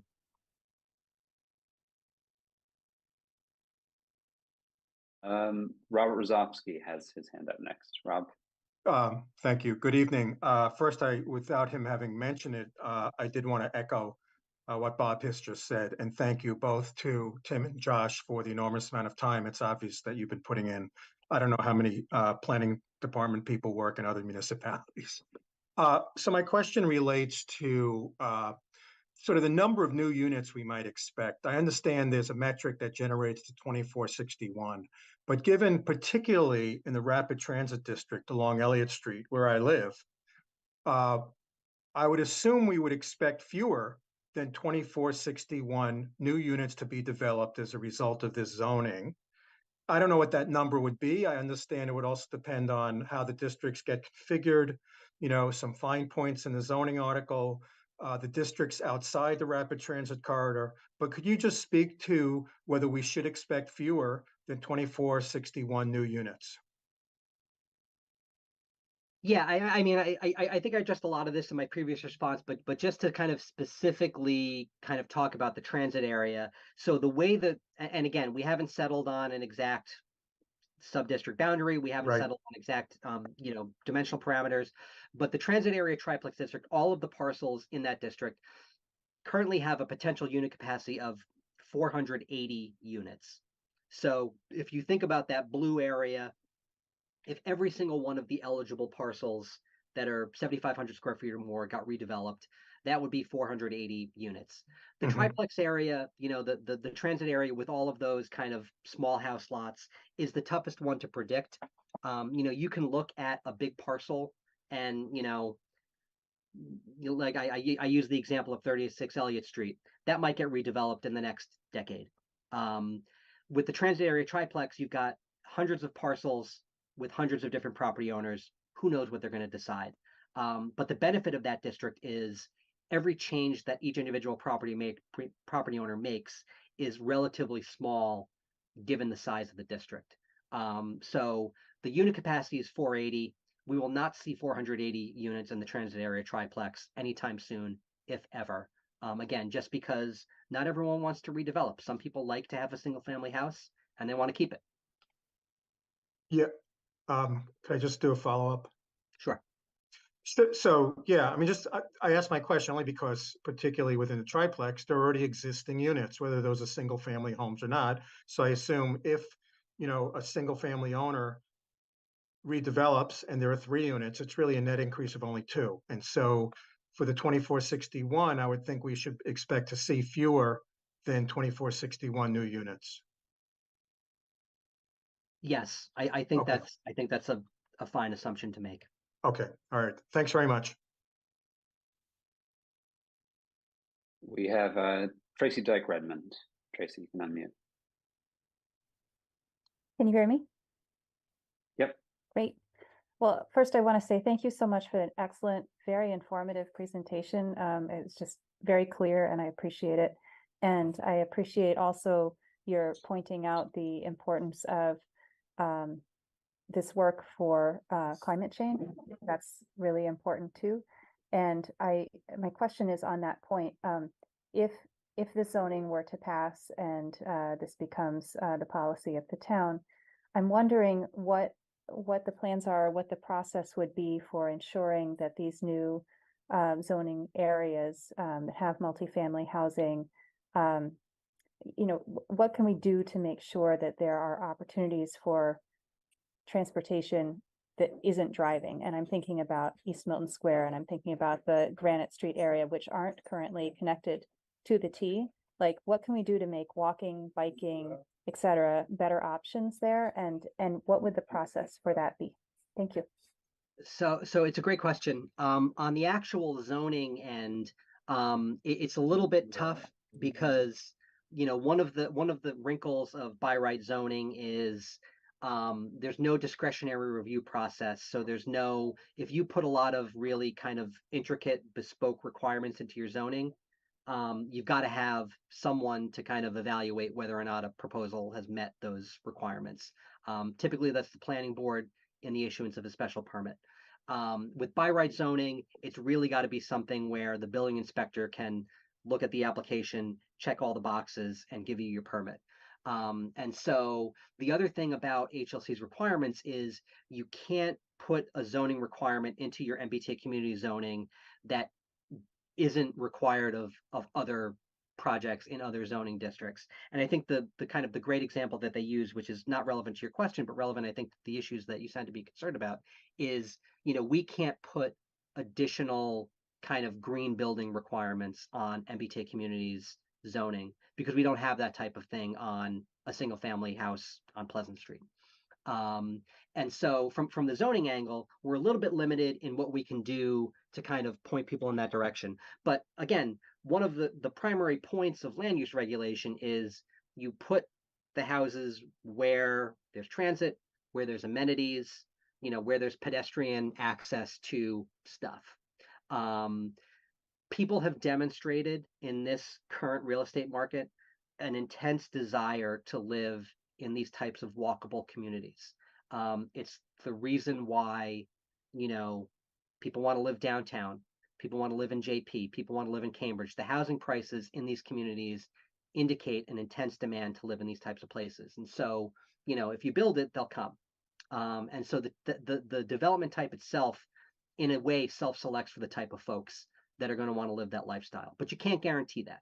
One of the things that you can guarantee is that you're not over parking these developments. One of the things that we understand about, transportation and land use development is you're not going to drive your car somewhere if there's nowhere to put it.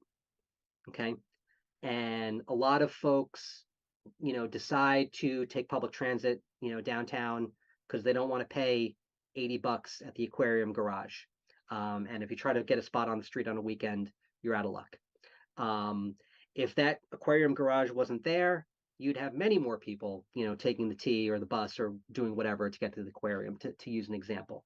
And so one of the ways that manifests itself in residential development is, if you think about home as your destination, it's the ultimate destination at the end of the day. If there's nowhere to put your car, you're not going to bring a car to your home. And that affects your choice of where to live. And so we are setting a zoning requirement of really only one parking space as a minimum. What we found is developers of all people want to make the least amount of parking in their project as they possibly can. Parking is not an income generating use, and in real estate development, space is everything. And so if you were required by a town to build 1.5 to 1 space per bedroom in your project, that's not income generating land. That's not income generating development. And so when you set that minimum parking requirement at a low level, we anticipate seeing that level of parking. And so, if you've got a household where, two people live together and they've only got one parking space, now you're in a situation where, maybe they don't have a car at all. Or maybe one person has a car and the other person works from home or takes the T or, does whatever. I live in a one-car household. I ride my bike to work and my wife has the car. People live like this. And if you build stuff where there's a ton of parking, that development is going to select for people that have a bunch of cars. And so, in the world of the zoning, that's what we can do. In the broader policy world, we're always interested in, improving the quality of our streets and improving the quality of our infrastructure. And what I'll say is, we haven't been big players in the MassWorks game, but we should be. And we should be taking advantage of these state resources to improve the sidewalks on Adams Street, for instance, so that people can walk around. I think development in these neighborhoods itself creates a better pedestrian environment. So it kind of is a virtuous cycle of the neighborhood gets more walkable as it gets kind of more developed, with new kind of pedestrian friendly amenities. So there's a bunch of other answers to this question, but I don't want to take too much time. So thank you for that one, Tracy. And hopefully that was helpful. I'll also add that since 2011, Milton has been a stretch code community. So all these new developments have to comply with more stringent energy codes. And so any new development will be far more energy efficient than a house built in the 1920s, as is the case in sort of a lot of the transit area triplex zone. We have Kathy Green.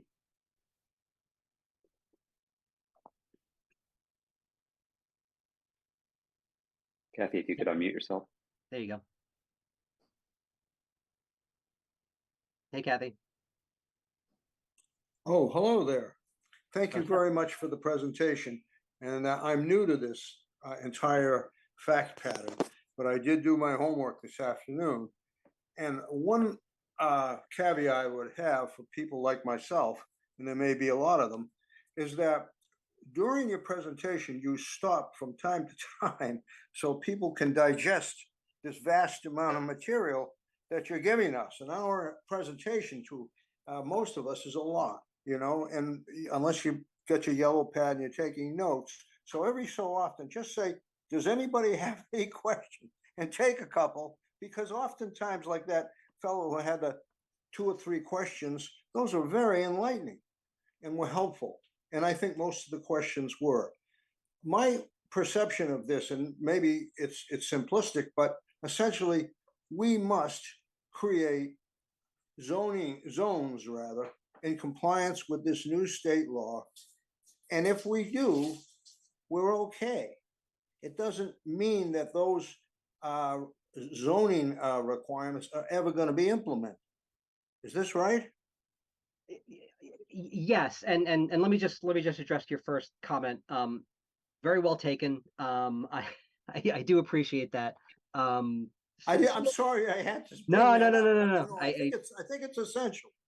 No, I hear you loud and clear. One thing I will say is this recording will be posted on our website. The presentation will be posted on our website. So if you missed anything, you can always go back. But I do appreciate that comment. And we'll conduct ourselves a little bit differently. I did review your website presentations. I definitely appreciate that one. So don't no harm, no foul on that. I get it. So you're broadly correct. The one thing that I'll say is that our conversations with the state and eventually the way this process is going to work is, if town meeting passes zoning, we're going to put a package together that includes the approved zoning language and the map that town meeting approves of these zoning districts. We're going to give it to the state, and the state is going to put it, just like we've been using the compliance model to test these districts, they're going to use this compliance model to do the ultimate test is, thumbs up or thumbs down on this zoning. And I think one thing that they're going to think about is this zoning credible, for lack of a better term? I think that's a good term, because 2461 in a town that's so tightly zoned and over congested is sort of an absurd number. It's a big number. But again, it's a function of our existing housing stock, and I think it's a function of I think what the law is saying is, I'm not going to go down that route. Okay. But what I will say is this, is that I'm trying to think of an example of like what we could potentially do that maybe the state would look at and be like, this is no good. So if we were to zone, Wollaston Golf Course, for townhouse developments, at some density or other, they may look at that and say like, yes, this technically meets the guidelines, but also, golf course is never going to become townhouses, and so you're getting credit for all these units that are never going to. What the state is really interested in is, not kind of phantom zoning that like works on paper, but that is not actually going to produce units. And there's an art to it.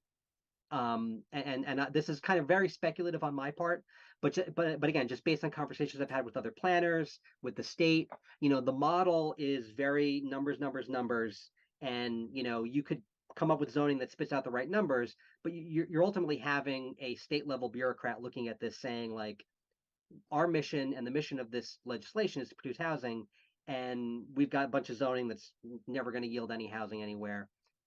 So to answer your question, and someone else had a question earlier about this, if we pass compliant zoning and the state gives it the thumbs up, it doesn't matter if a single unit is produced. We're still good. I suspect that some units will be built, but that unit capacity, that 2461 number is kind of, again, like I said, more academic than it is a practical planning number, because we will absolutely not see 2461 new units. Now you must understand that a citizen like myself, I'm somewhat aged. I read the paper and I see 2461. There isn't a little paren saying, "Don't get uptight." This really is wink, wink. It's never going to happen. So I think this is something that we as an ordinary people need to know, so you don't become alarmist over it. No, I understand completely, and it's been. So I listen. I won't go on, with this type of a, sort of attack zone that I'm in, but I can't help myself. I needed to get some of this out, and I consider myself Joe Average, and I'd like to think that there are many other Joe Averages out there who want to understand what's going on around them. Definitely, and sir, I wish all of my attackers were as pleasant as you've been. So no worries there. So thank you for your questions, and hopefully we provide some information that will kind of take a little bit of the edge off of things. So thank you for coming, and thank you for your questions. You're welcome. Have a nice evening. Katie? We have Katie. Oh, hi. I'm a little confused. I wonder if you could give me some clarity around the trolley being considered rapid transit. I was on a meeting with the select board, a select board meeting, and I thought I heard Mike Zullis mention that it wasn't defined as rapid transit. So I'm a little confused about that. And if that's the case, why wouldn't we try to get reclassified so we could lower that 2461 number to, I think it's like 900? So what I think you're referring to, and I referenced it briefly. I don't have the letter at my fingertips, so I didn't want to get too deeply into it. The select board recently sent a letter to the Executive Office of Housing and Livable Communities, and if we don't already have that on our website, we'll have it there in the morning. Josh, let's just make a note to get that posted. And basically, what the conversation that you're referring to is basically a kind of an inconsistency between what the HLC guidelines call rapid transit communities, and they say, Milton, Chelsea, Everett, Cambridge, Somerville, Medford, there's a couple others, are rapid transit communities, and rapid transit is defined as, it's basically, again, you can check it in the morning, I promise it'll be up, but basically the connection between Mattapan trolley, subway, rapid transit is not there in the state's guidelines. The letter that the select board sent was more kind of asking for clarity than kind of demanding change. But basically just trying to understand, like, look, we want to make sure that we're all clear, based on what we understand your guidelines to say, doesn't really actually say what your guidelines say. So we haven't heard back from HLC on that. If you're asking kind of, what I think, I don't know if I what I think. Our conversations with HLC on this particular issue and statements that they've made generally about MBTA community zoning, I think the likelihood of HLC saying, actually, we don't think Milton's rapid transit are very slim. They have told us that they depend on the MBTA's definition of how they classify their own transit service, which is why we went to MBTA in the first place to say, look, we think, that these are the characteristics of rapid transit. It doesn't really look like the Mattapan trolley fits that bill. What are your characteristics of rapid transit? Which were in that slide earlier, just it's not based on one trip, or 1 seat or 2 seat or 3 seat ride to downtown. It's not based on how frequently it comes. It's literally based on the train tracks, the exclusive right of way, the power. It's technical kind of definitions that, may not fit people's practical experience of the trolley, but that's how the T does it. So you've got this kind of indirect process where HLC is depending on the T is defining things based on things that maybe are not quite the same priorities as HLC has. And so that's kind of where you get this confusion of people look at these ancient trains and be like, this isn't, the orange line, zooming down the tracks out of Forest Hills. This is, the trolley, but it's considered to be rapid transit. But again, as a practical matter, like I said, the headways are every 6 minutes in the peak hour, and the investments that the T has planned are commensurate with good transit service that'll get you downtown in a reasonable time. Okay, well, it's just a little bit confusing because I thought I heard him say that according to whatever it was that he was reading, that it wasn't considered a rapid transit. So I guess there's just a little confusion around that.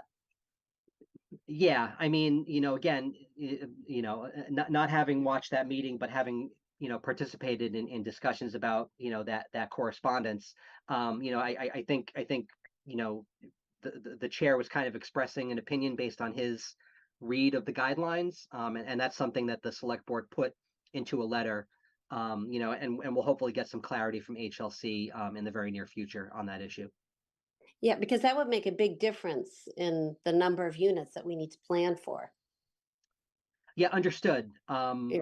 I don't think it's likely that HLC will make a change in their guidelines, based on that. I think the what's more likely to happen is they'll just change the guidelines to say the Mattapan trolley is rapid transit, period, end of sentence. But it's a worthwhile question to ask, and it's good to sort of get that clarity to make sure that they understand that we see an inconsistency in their guidelines, and how are we going to rectify that? Okay, thank you. Thank you for the question.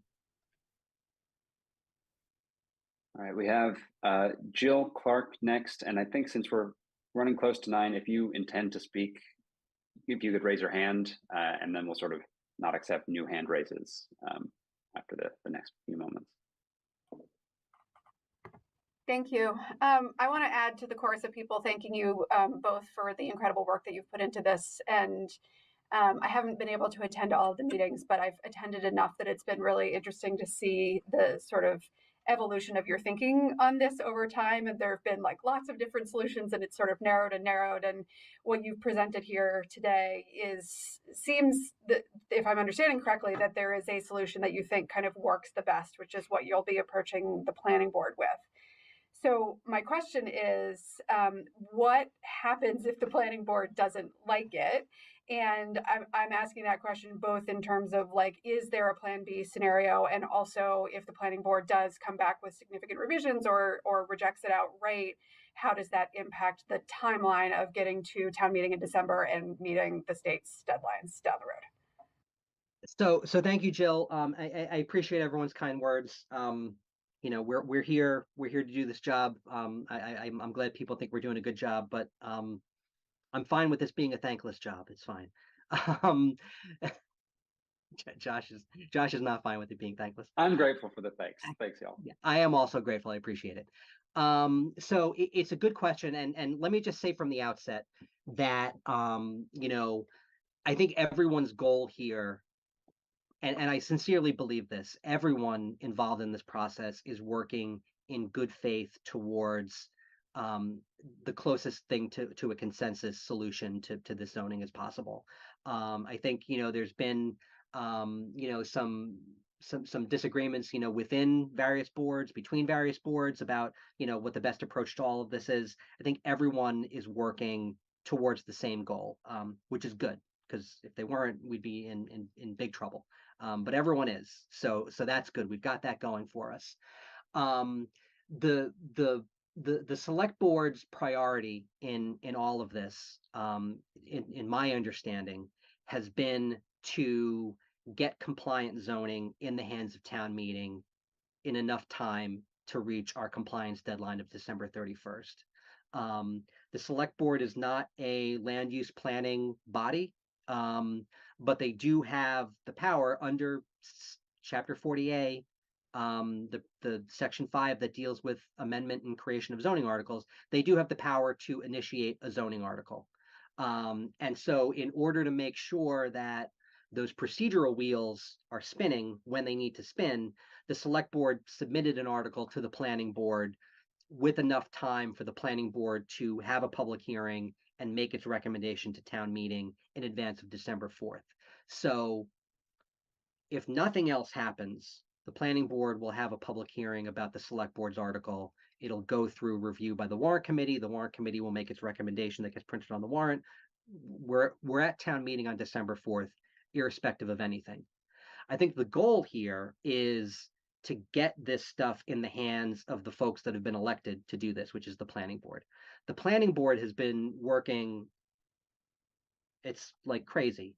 I mean, you go to these meetings and they've been around that table, pouring through this stuff, significant amounts of time, going through these different iterations.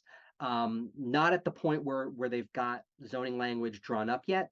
But I think the select board's goal has always been, let's just get the process moving, get this stuff into the hands of the people who we trust and elect to write this zoning. And so, the planning board is in the process of doing that. Whether they decide to, put their mark on the select board's article and make changes or amendments, whether they decide that they want to, start closer to scratch with their own article, some combination of the two.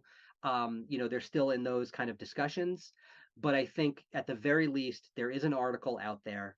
There is going to be a public hearing on a zoning article, and a zoning article is going to get to town meeting. That's kind of, again, the wheels that the select board set in motion there. Whose article it is, whether the planning board picks it up and takes it as their own, whether it's still the select board's article, the coming weeks, will determine that. But we are on track to get to town meeting, and then that's always been it. No matter what Josh and I do in terms of kind of assisting the planning board and the select board with the stuff, no matter what recommendation the planning board makes or the warrant committee makes, it's going to be up to town meeting members. And that's that's all we can do, is get it into the hands of our legislature. That's it. Thanks, Jill. We have Joe, one of many Joes in the line. So Joe, there's another there's another Joe, and then there's a last Joe after Douglas. And that Joe after Douglas is going to be the last, because we're coming up on time. But you, Joe, right now are speaking. Are unmuted. Thank you very much. So I want to make sure I understand something. Okay, so I'm going to use moderator Hiss's example about BlackRock for a second. In the triplex district, all the 7,500 square foot properties, if they were purchased by BlackRock and they developed them to triple deckers, 3 units, would that area qualify as in this ordinance? So the process that you've described is putting the cart before the horse. The thing that gets us to compliance is not any property owner redeveloping or any person buying property. It's creating the zoning that allows for a certain type of redevelopment. So BlackRock doesn't, Just Village- if a the village property is- owner redeveloped, I'll do it different. If all of the property owners in the triplex area wanted to remove their houses and build three deckers, would every single one of those count towards this number, even though you will never get to the total density that we're allowed? So they wouldn't be able to do that until or unless we amend the zoning. Because the zoning right now in that district is single family zoning. So if you've got one house on one lot, and in fact, most of that area is actually non-compliant because the zoning is for 7,500 minimum lot size.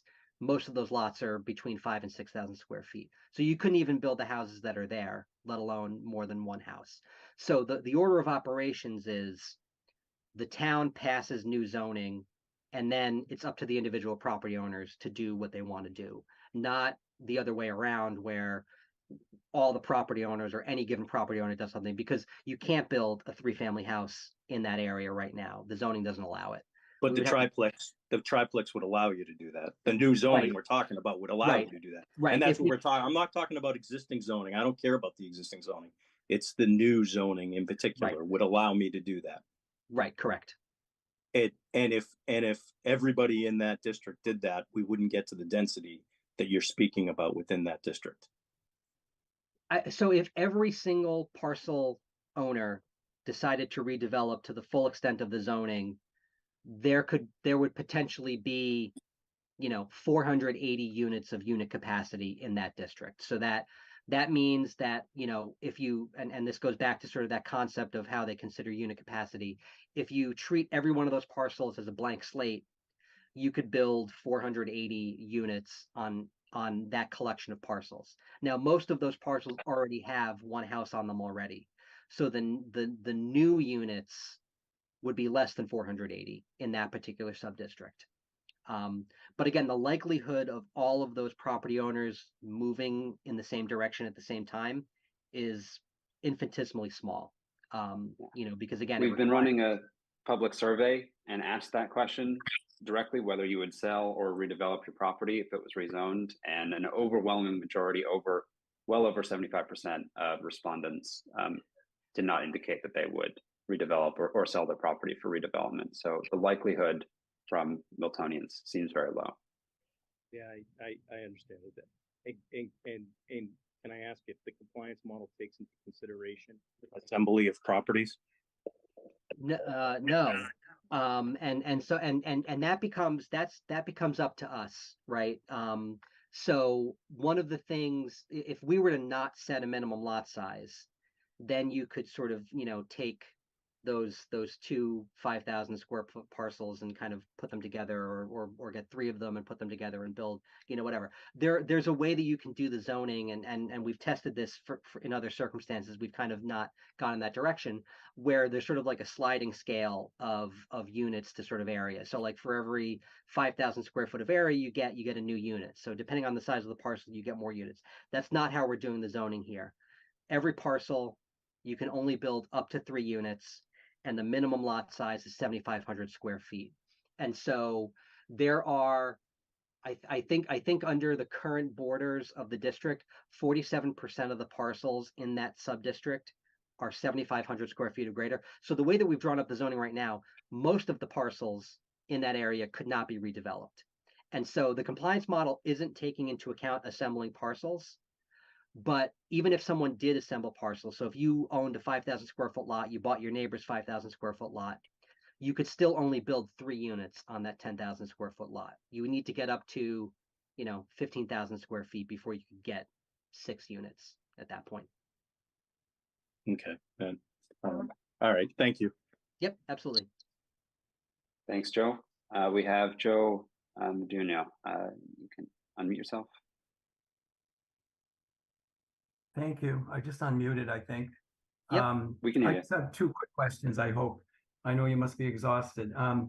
Could you just reiterate or clarify for me, I'm sure you've said it and I missed it, how much of whatever ends up being developed will actually be affordable housing?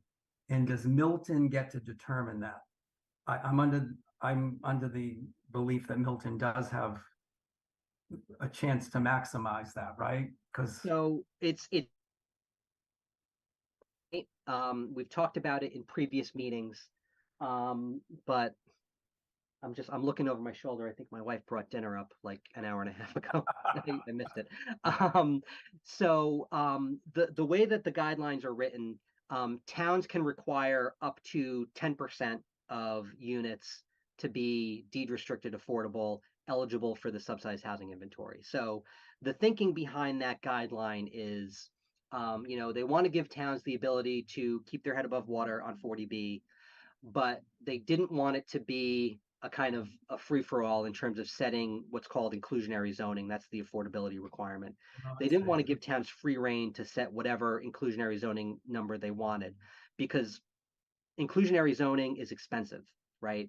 You're creating units that you can't sell at a profit, right? And so as a developer, you've got to make up that money somewhere else. And so what towns can do is set a percentage at an unreasonably high level that no developer would ever do because it doesn't make economic sense. And now all of a sudden you've got zoning that no one can take advantage of because it's economically infeasible. So that's why they set that cap at 10%.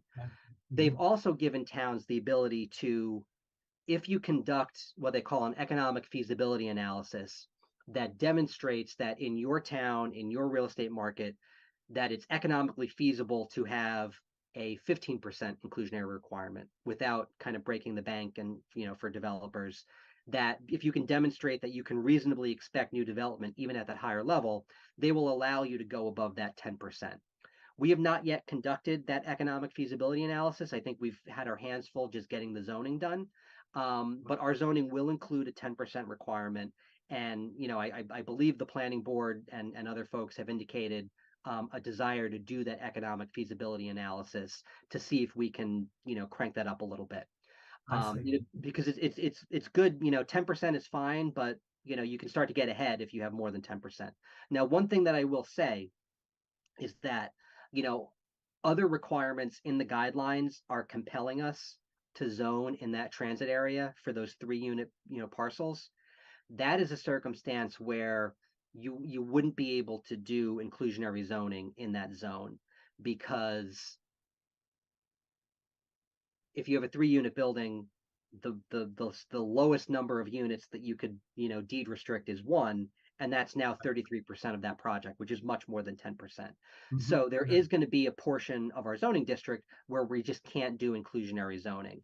But on the bigger parcels with the bigger buildings, we'll absolutely have that 10% requirement. And I have a strong suspicion that we'll pursue, that analysis that may allow us to go up higher. Okay, thanks. One last quick question that I just Yep. have. Does the law make any allowances for designated historic homes, historic districts or neighborhoods or streets? I mean, we've got Milton Hill, Blue Hills Parkway is on the National Register of Historic Places. Does any of that count for anything in any way? No. So zoning is one type of land use regulation. Historic preservation, historic districts are another type. So in a sense, it's not great that it doesn't take that into account, because we've got to create zoning, and there's a portion of the Blue Hill Parkway, that we've been trying to have that district match up with the current zoning, so that you're not going to have a huge apartment building that's not currently contemplated under current zoning. It's going to be, there are 2 and 3 family houses on the parkway already. The setbacks are going to be very similar, if not the same. The heights are going to be very similar, if not the same. So we're trying to sort of zone for as similar a housing product as exists now as we possibly can. And then on the other end, we haven't zoned Milton Hill. And that was the decision that the planning board made, with again, the planning principle being, it's a National Register historic district. There's a lot of historic areas in town. The whole town is lovely in its own way. But when you've got that kind of official designation that you can say, like, look, we don't want to put these houses at risk, we're just not going to bother zoning for them. So we've kind of carved out the National Register district at Milton Hill out of it. Now, the other thing is, one of the other things we'll see at town meeting is a vote on a local historic district in Milton Village, which is going to put protection on Milton Village. It's going to create design standards for any new development that happens in Milton Village if town meeting decides to pass it. So that's something where even though we're rezoning in Milton Village, we'll still have, again, if town meeting passes it, we will still have that protection for those for those buildings, so that those two sets of land use regulations are going to have to work together. You're not going to be able to build in Milton Village unless you satisfy the requirements of the historic district as well as the zoning. Well, that's good to hear. Thanks a lot. I appreciate your feedback. Okay. Yeah, you're welcome. Good questions. Thank you, Joe. We have Sam Kaplan. Sam, you can unmute yourself.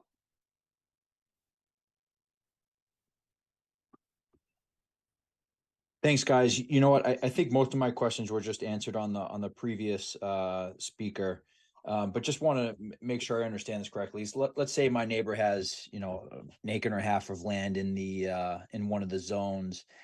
Realistically, he could sell to the highest bidder, which could be a developer, and he could come in and build, multifamily units on that property. Yeah, I mean, depending on which. Oh, Sam, could you turn your volume down or something? Okay, great. Sorry about that. I'm not the tech guy, so I just mute yourself and you'll be good. So depending on which district it is, will determine like how much can be built. Most of the larger districts that we have, so Granite Ave, Milton Village, are set to a kind of maximum units per acre. So it's not like you've got an acre and a half of land and you can build 1 million units in a 10,000 story tower. There are going to be zoning parameters on that are going to, limit the number of units there. And the big one is going to be that kind of maximum units per acre parameter.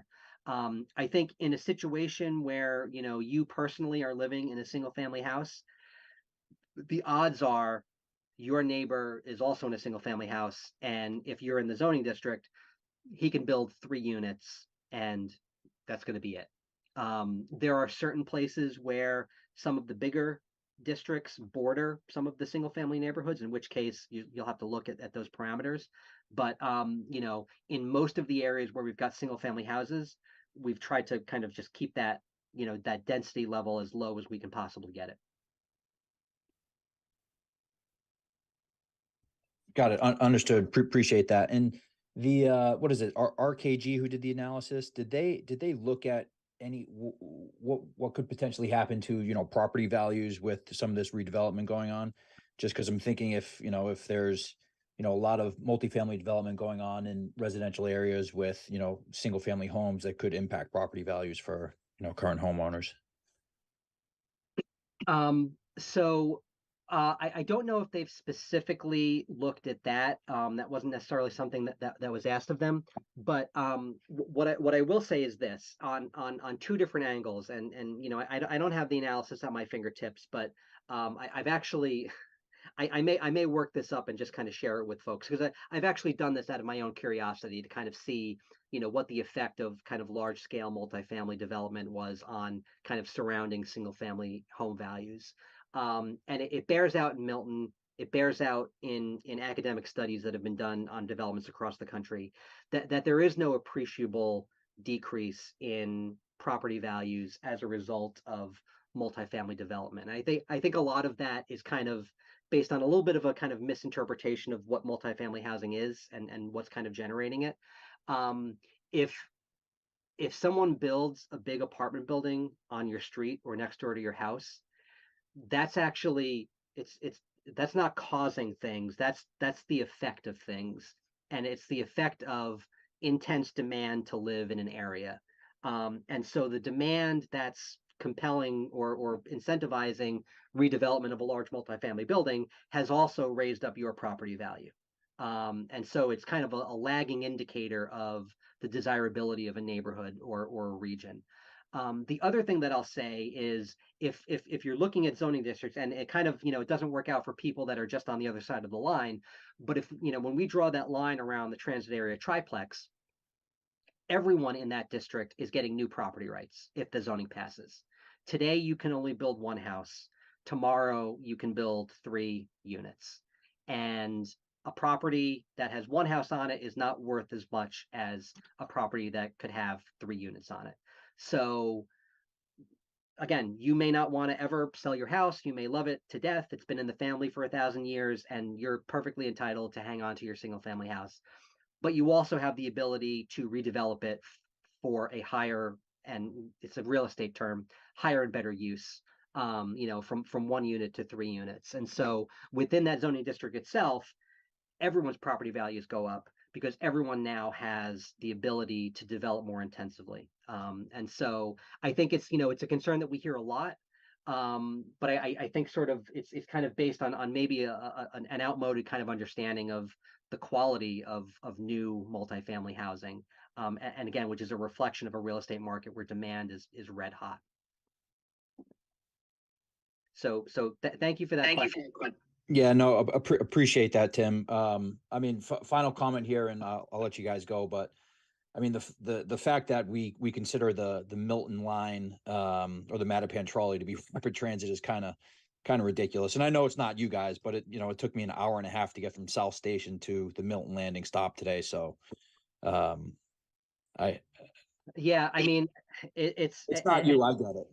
No, and I tend to be a T booster because, like I said, it's the only transit system we've got. But also, my eyes are wide open. I went to a show in Fenway a couple weeks ago, and like I don't know, I almost fell asleep on the train home because it was taking so long. It was so late. It's a function of we have not maintained the T to the level that we need to over the course of decades, and it's a big problem. But again, the state, at least the housing agency, is operating under the assumption that it's important, it's a priority, and it'll get better. And those trains will start running a little bit faster. So hopefully we see some improvements with the track work they do in October. When we can start to, get back on track, pun intended. We've got a couple more hands. Mark Christo's next.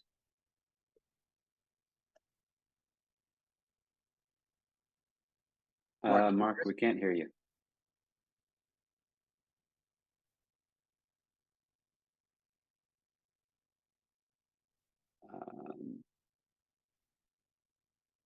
I think, Mark, you might need to change your sort of input settings, but we'll go next to Douglas Hine, and once we can hear you, we'll jump back to you.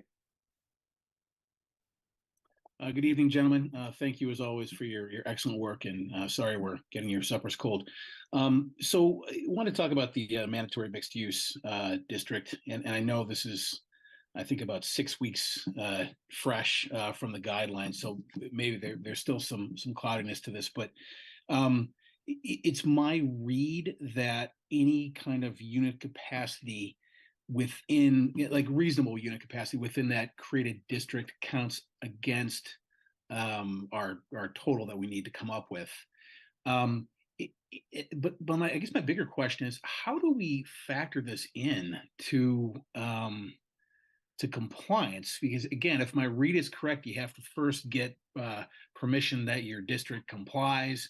We haven't even created one yet, and so I don't know how that would fit in. I would love it if it would, because I love the idea of creating a neighborhood that has actual amenities, or at least preserving what we have. And so I'm glad that the Commonwealth considered this. I just don't know how we do it by December 4th. So maybe if you could speak to that a little bit, I'd appreciate it. Yeah. So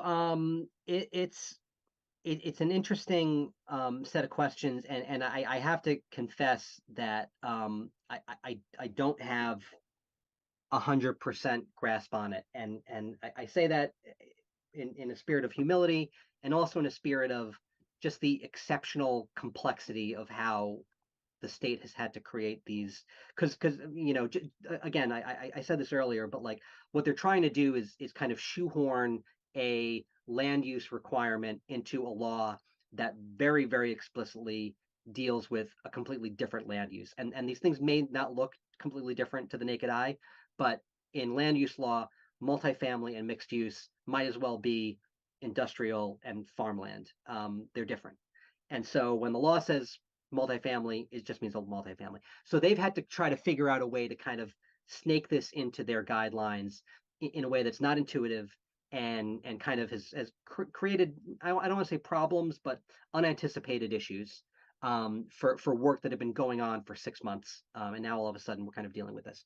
So just in very general terms, what I will say is, you know, my read from HLC is that the guidelines kind of are very kind of specific, but it's also kind of like very like, you know, wink wink, your multifamily district is not a 3A district, but we're going to consider them all at the same time. So it's a separate district, but also, you know, we will if we elect to avail ourselves of the option, we will submit that to the state at the same time as we submit our 3A districts, and they will interact in kind of the ways that they need to interact, because even though the unit capacity, and we get a break on the unit capacity if we have mandatory mixed use. The state says if you're doing mandatory mixed use, your unit capacity can go down a certain percentage, so don't worry. But also that means we don't get credit for the density in the mandatory mixed use district. So those Milton Village districts were big density boosts for us under the normal circumstances. Because they're technically not 3A districts, we don't get that density boost from those kind of, you know, bigger kind of apartment building projects. Tim, has anybody pushed back on that? I mean, to say that we're going to get credit for the units, but not the density, makes zero sense to me. And I understand that everybody's kind of doing this on the fly. But when you're talking about changes this massive, and we're talking about the very precious resource in town that is our tiny little fledgling commercial district, which I'd love to see blossom, this is an important question. And maybe the folks at the Commonwealth don't even know, but have we asked that question about what justifies counting the number of units, but not the density? That doesn't make any sense to me. Well, I think, and I'm open to correction on this by people who know more, and there's certainly people that do know more about this, but that basically what the guidelines are saying is that if you elect to have so we're responsible for 2461 units. We can create a mandatory mixed use district that includes up to 25% of that number. So whatever 25% of 2461 is, we can create a district with a unit capacity of that amount. And then what they say is, now your new overall unit capacity is 2461 minus whatever is in your mandatory mixed use district. So it's kind of like, it's like a wash. So we get credit for the actual physical district, right? And that's important for contiguity purposes, because we have to have a district that represents 50% of the area that is contiguous. So that's good that we still get that. But we don't get the units towards unit capacity, but also our unit capacity number is lower by virtue of having the mandatory mixed use district. If this sounds crazy, it's because it is. It took everyone weeks to even begin to wrap their heads around this. The thing about the density not counting is, again, because in the very strictest legal sense, the mandatory mixed use district is not a 3A district. So they've tried to figure out all the different tricks and traps to give you as much credit for 3A as you can with these, but you just can't get credit for the density, because technically that density is not contributing to your 3A district, because it's not technically part of your 3A district. And so it's complicated and frankly problematic. I think overall, the importance of doing it outweighs the fact that, you know, we're not getting that density boost, because we've been able to kind of get to our overall compliance numbers in a reasonable way through other means. But it is a real pain in the neck to not get that, and it's caused us to have to make some other decisions elsewhere. So I think that there, you know, I've seen, you know, pushback in the sense of, you know, planners and officials from different towns saying, like, what were you guys thinking? You know, why is it like this? It's needlessly complicated, seems unfair. And they're basically like, this is the only way. And, you know, unfortunately, because the legislation itself is so sparse, it gives the guidelines a lot of latitude in a lot of ways, but also handcuffs them in really serious ways 15 units per acre, for instance, there's no relief from that. It's in the law. Multifamily, there's no relief from that. There's no change to that. It's in the law, and that's manifesting itself in very weird ways. Awesome. I appreciate that explanation. Thanks, guys. Yep. And it was helpful for me to kind of walk through that because I've been kind of like sleepwalking through this stuff and kind of being like, I don't know, but it doesn't make a lot of sense, but it makes as much sense as it can. It's like a Zen thing. We've got Joe is our last hand of the evening. Joe, if you want to unmute yourself.